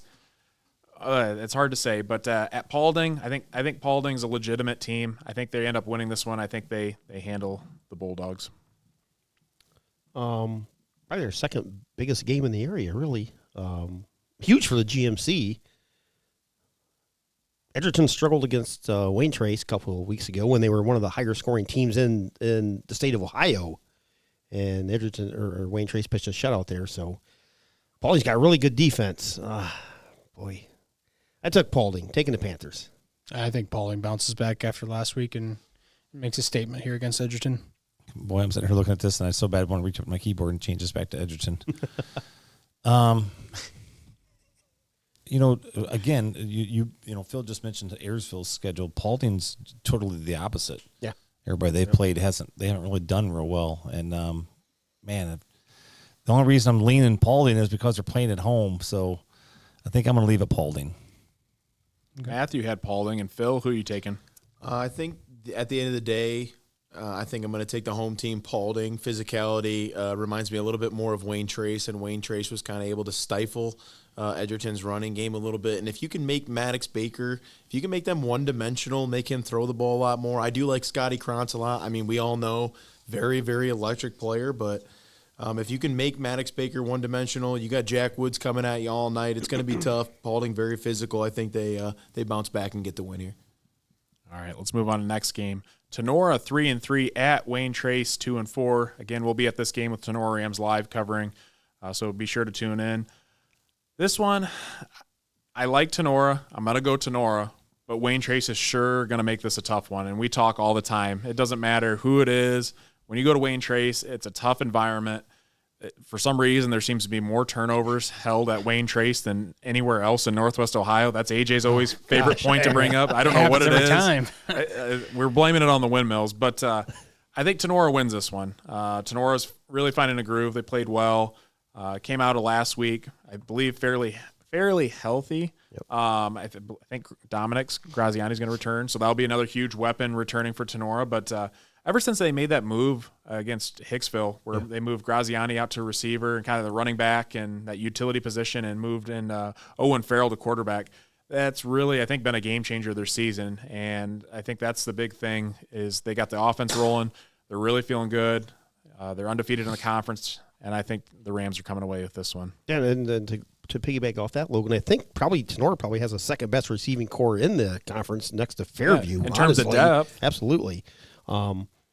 And I said this earlier in the podcast. This is a game that Coach Becker and the Rams cannot overlook, which I assume they won't.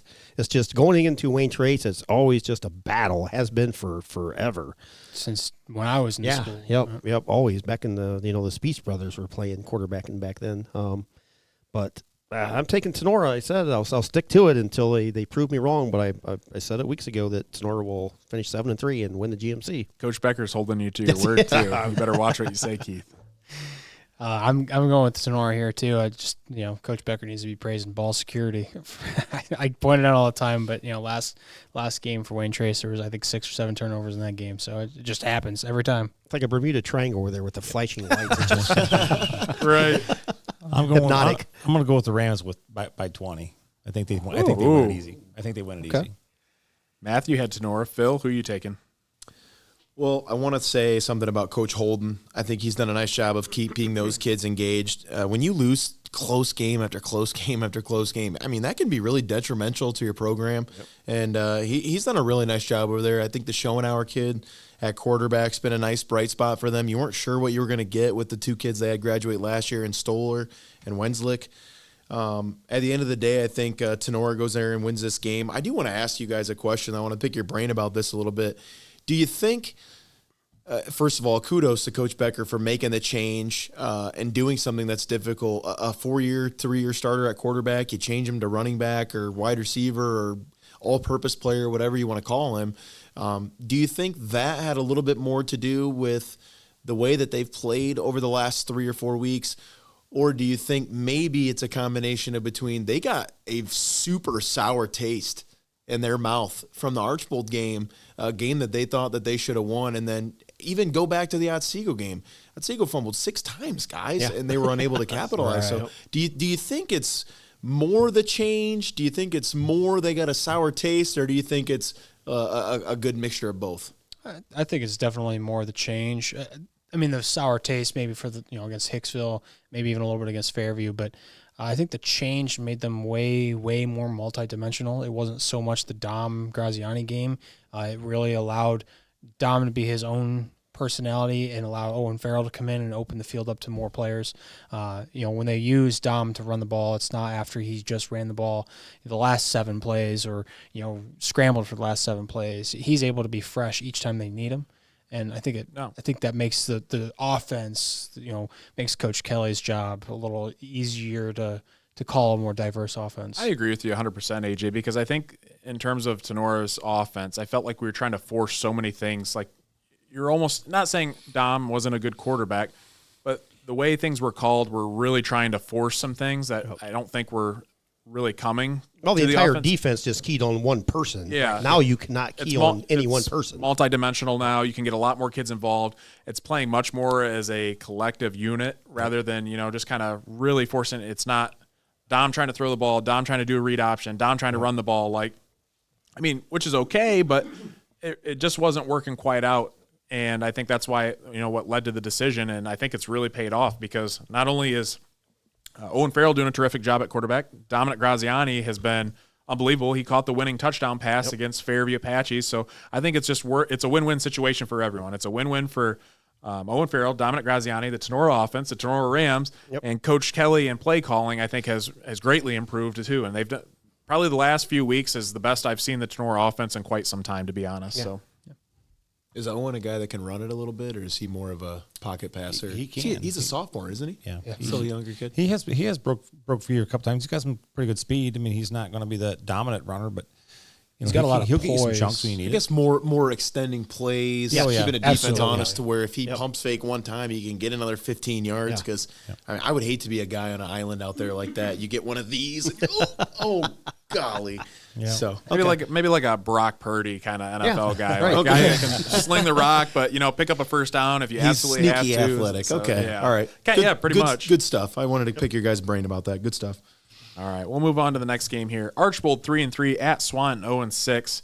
Though Archbold dropped a tough game to Evergreen, and I believe we said Archbold's alternated win-loss throughout the season. So I think Archbold gets a win. They win it easily, running clock. But maybe this starts something special for Archbold in terms of getting on the right track in the win column and getting a little win streak going. So I'm going the Blue Streaks. Streaks all the way. Yeah, Blue Streaks. Thought Swanton played a little bit more physical at the end of the game last week against Delta, 28-0. I think that score surprised me a little bit, especially with how physical Delta likes to be. So maybe Swanton figured some things out defensively a little bit with their interior linemen. But yeah, I think Archbold. Good week to play Swanton for Archbold. Try to figure some things out, get back on track, X's and O's type stuff. Yeah, it's Blue Streaks for sure. And Matthew had Archbold as well. I was going to play with you guys and say Bulldog. Oh, wait a minute. Blue Streaks. I know. I was wondering. Next game, Bryan 0-6 at Evergreen 3-3. This one we had a little bit of discussion on, but I think I'm taking Evergreen, Coach Bock, and the Vikings. They're riding sky high after the Archbold victory, but hopefully not too high because sometimes that can play for the worst if you're, too caught up in last week's victory. You got to take it by a week-by-week basis, and but I think Evergreen comes out winners in this one. Taking Evergreen. Yep, I'm going with Evergreen. Evergreen for me. Yeah, I'm going to go Evergreen too. Any chance Brian forces a couple turnovers, can stay in the game here and give him a shot? I mean, I think maybe if Brian's at home, maybe they have a little bit more momentum behind them. But I think just Evergreen's kind of riding that high right now, trying to get something going here. I don't think Brian does it. yeah, I like what Coach Bock's doing too. Vikes for me too. And Matthew had Evergreen. Next game, Delta 5-1 at Wauseon 2-4. I really like the Panthers. Coach Vickers is turning things around over there in Delta, and we know Wauseon struggled a little bit. They kind of went back to that wing tee. They do have a couple really good athletes. They got the Smith kid as the wide receiver, and but I think Delta's going to take this one handedly. Yep, Panthers. Yeah, I'm going with Delta. Panthers for me. Yeah, Delta. Too much for Wauseon on the ground. And Matthew had Delta, so Delta across the board. Next game is going to be our NWO Sports Game of the Week, a big NWAL matchup. Liberty Center 6-0 at Patrick Henry 5-1. One of the most anticipated matchups of the NWL this season, and we're going to see it this week. But we know Liberty Center is another beast. I think Liberty Center, I think they win this one. I think they win it handedly by, I think at least 3+ scores. I'm going the Tigers. Yeah, game of the year in the NWL probably, at least up until this point. I really don't see the Patriots giving. Hopefully they can put up a fight because I think it's be good for Liberty Center and Coach Moeller. But in the end, I just think Liberty Center has too much talent and they pull away. So Tigers. I'm going with the Tigers here too. I think obviously they're solid, but I think Patrick Henry, this might be the only team Liberty Center plays through the regular season that might be able to put up double digits. I think they can score. They might even be able to score twice, but I don't think it's going to be a close game. I think Liberty Center is going to use that as motivation to just keep pounding the rock, and I think it's going to be a 30-point swing by halftime. I think it's going to be a running clock again, but I think Patrick Henry is going to be the one to give him the most challenge. I'm going Liberty Center. I agree. I think PH probably gets in the end zone a couple times, but they're not going to have enough. Matthew had Liberty Center, and then Phil, who you taking? Just a couple things. 59th meeting all time. Would you believe PH leads at double digits? 35-23 all time there. Liberty's won 5 in a row. 203-58 over the last 5. 105-6 over the last 2 years. Liberty Center defense 2.3 points per game allowed. They've given up 255 plays for 839 yards, which is 3.2 yards per play. 139 yards a game, and offensively, they've ran 257 plays, so only 2 more for 2,428 yards, which is 404.6 a game and 9.4 a play. So defensively is kind of the story there for me. Only gave up 42 yards on 38 plays last week to Brian. Virtually 14 points on 2 plays, a 97-yard touchdown run late in the fourth against Otsego, and an 85-yard touchdown pass on a miscommunication and coverage in the second quarter against Napoleon. So those are the 2 scores that Liberty's given up. Again, 2.8 yards per carry. Credit to Patrick Henry, though. You know, last year we talked, it was Lincoln Krager and Miranda, and that was it. I mean, it was a lot of Houston Miranda, Miranda. I mean, Jaden Rudder has 44 carries. Grant Smith has 36 carries. So they've spread it out a little bit, but I think it just comes down to the interior line. Tigers are an 18-point favorite, according to our good friend Drew. I agree with you guys 100%. I think this is going to be all Liberty early and often. I think they got a sour taste in their mouth just from last year still. I think those kids are just eager to get back into the state championship game. I think Patrick Henry's doing some nice things. Coach George, great job over there. He does really good with those kids. Coach Inselman, like you guys said, they might score twice just because, I mean, he is just so good at scheming up things that might catch Liberty off guard. But, yeah, I'd be surprised if it wasn't running clock by half, honestly. It's just Liberty's dominant, guys. All right, let's move on to the next game. We'll kind of wrap up the last few selections here. Elida 2-4 at Defiance 4-2. Defiance is one of the hottest teams right now. I really like the way they're playing ball. Give me the Bulldogs. Dogs. Yeah, Bulldogs. Dogs. Let's go with the blue and white dogs. I think it's the battle. That's true. Isn't it? Yeah, Defiance. Oh, yeah. True. But Elida is getting healthier. They've had some injuries, so it's good that they're getting healthier. And Matthew had Defiance as well. Next game, another WBL matchup. Van Wert 1-5 at Ottawa Glandorf 3-3. OG, another team that really shocked a lot of us last week with that big win over Lima Bath. Ottawa Glandorf shown glimpses. That defense is tough. Give me the Titans. Titans for me, but don't overlook Van Wert. Yeah, definitely. Going with the OG. OG for me. Like Tristan Wise, the quarterback for Van Wert, but too much OG defense. I think they're pretty good. Grant Evers, too, he's done a nice job running the football this season for them, so OG gets the win for me. And Matthew had Ottawa Glandorf as well. Next game, Napoleon 3-3 at Boucher. I think, again, Napoleon's going to have a bounce-back week. They have to in order to have, the season that they're anticipating. So give me the Wildcats. I think it's a must-win this week for Napoleon. Yep, taking the Cats. Yeah, Wildcats. Napoleon for me. Yeah, Napoleon, guys. And Matthew had Napoleon as well. Next game, Fort Loramie 3-3 at Columbus Grove 6-0.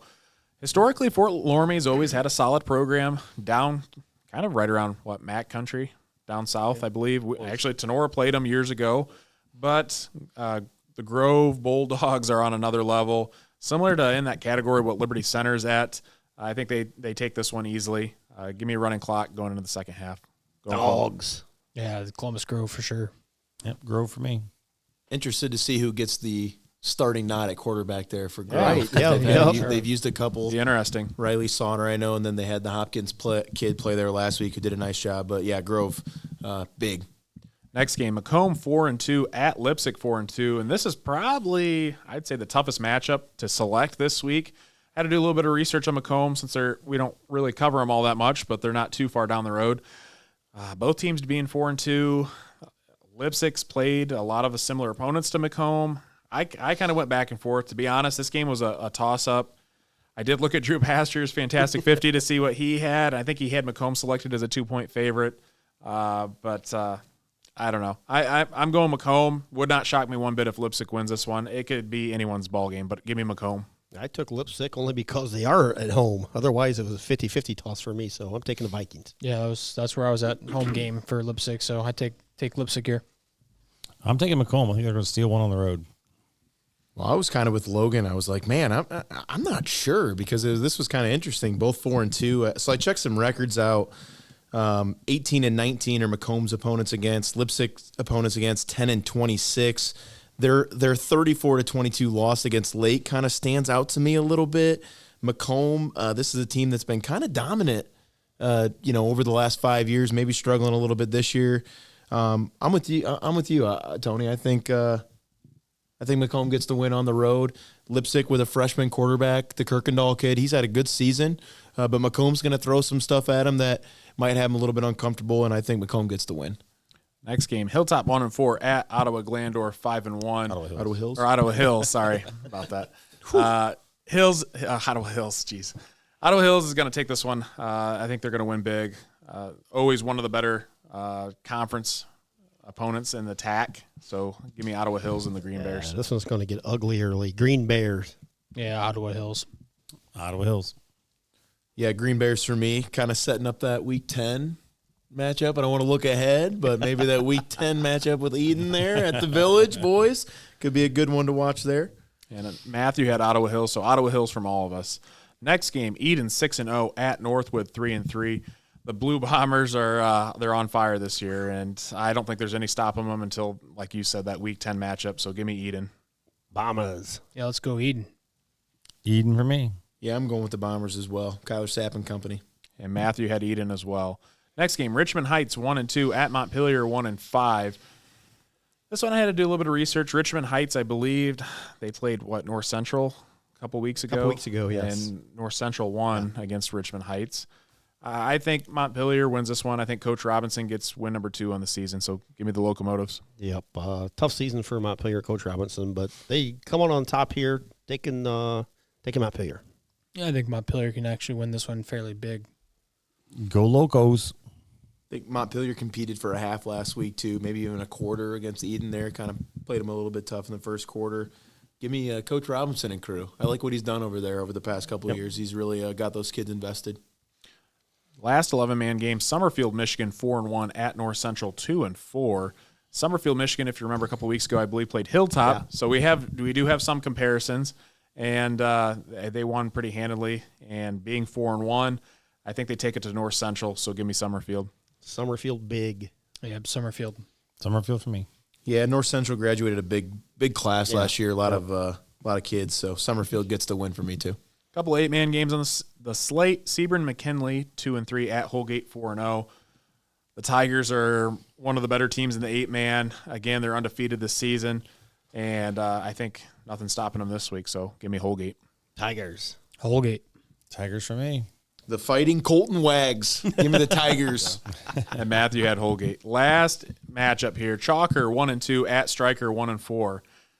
To be honest, I didn't really know much about Chalker. I wasn't able to do much research on him, but I think Stryker, it's a must-win game. Starting the season off 1-4, a couple tough losses. I think Stryker has to get this win this week, so give me Stryker. I'm like AJ on this one. I'm taking Stryker because they're local.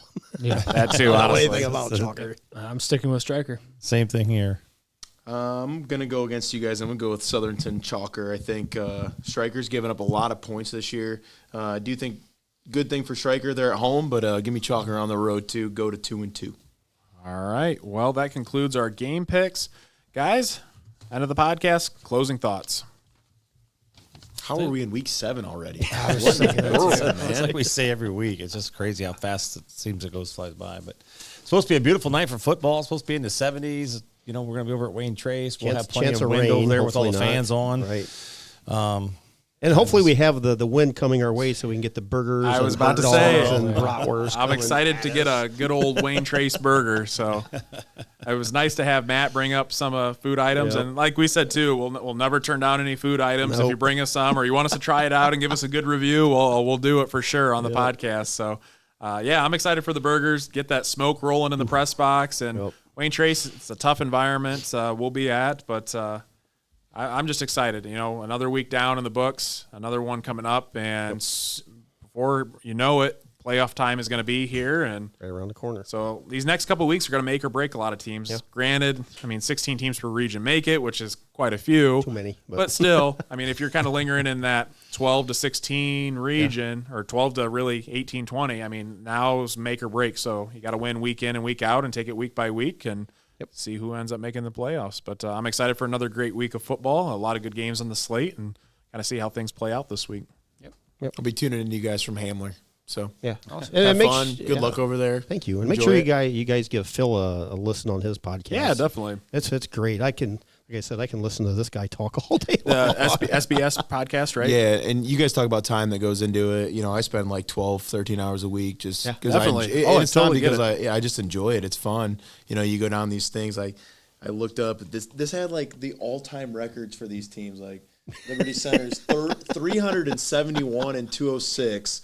And Patrick Henry is 363 and 208. That's like that's all time. Yeah. That's just crazy. How do you? Just like I said, the rabbit holes and the conversations you have. It doesn't get much better. And I really, really appreciate you guys having me on. And enjoyed having talk you. football with you guys all day. So good deal. Yeah. Well, we'll wrap things up here. We'd like to thank all of our sponsors: BSN Sports, Optimal Performance Fitness, Marco's Pizza, Remax Realty of Defiance, Bat Stevens Body Shop, Burkholder Taxidermy, DeLarber Concrete and Hauling, Fairchild Family Chiropractic, Drop Zone Pizzeria, Tenor Rams Live, Jimenez Basketball Academy, NWO Basketball, Trueland Equipment, and Lauren Brown. We'd also like to give a special thanks to Jeff Batt for allowing us to use his amazing facility here at Bat Stevens Body Shop for today's podcast. Stay tuned for the next NWO Sports Podcast in the near future, and thanks for watching.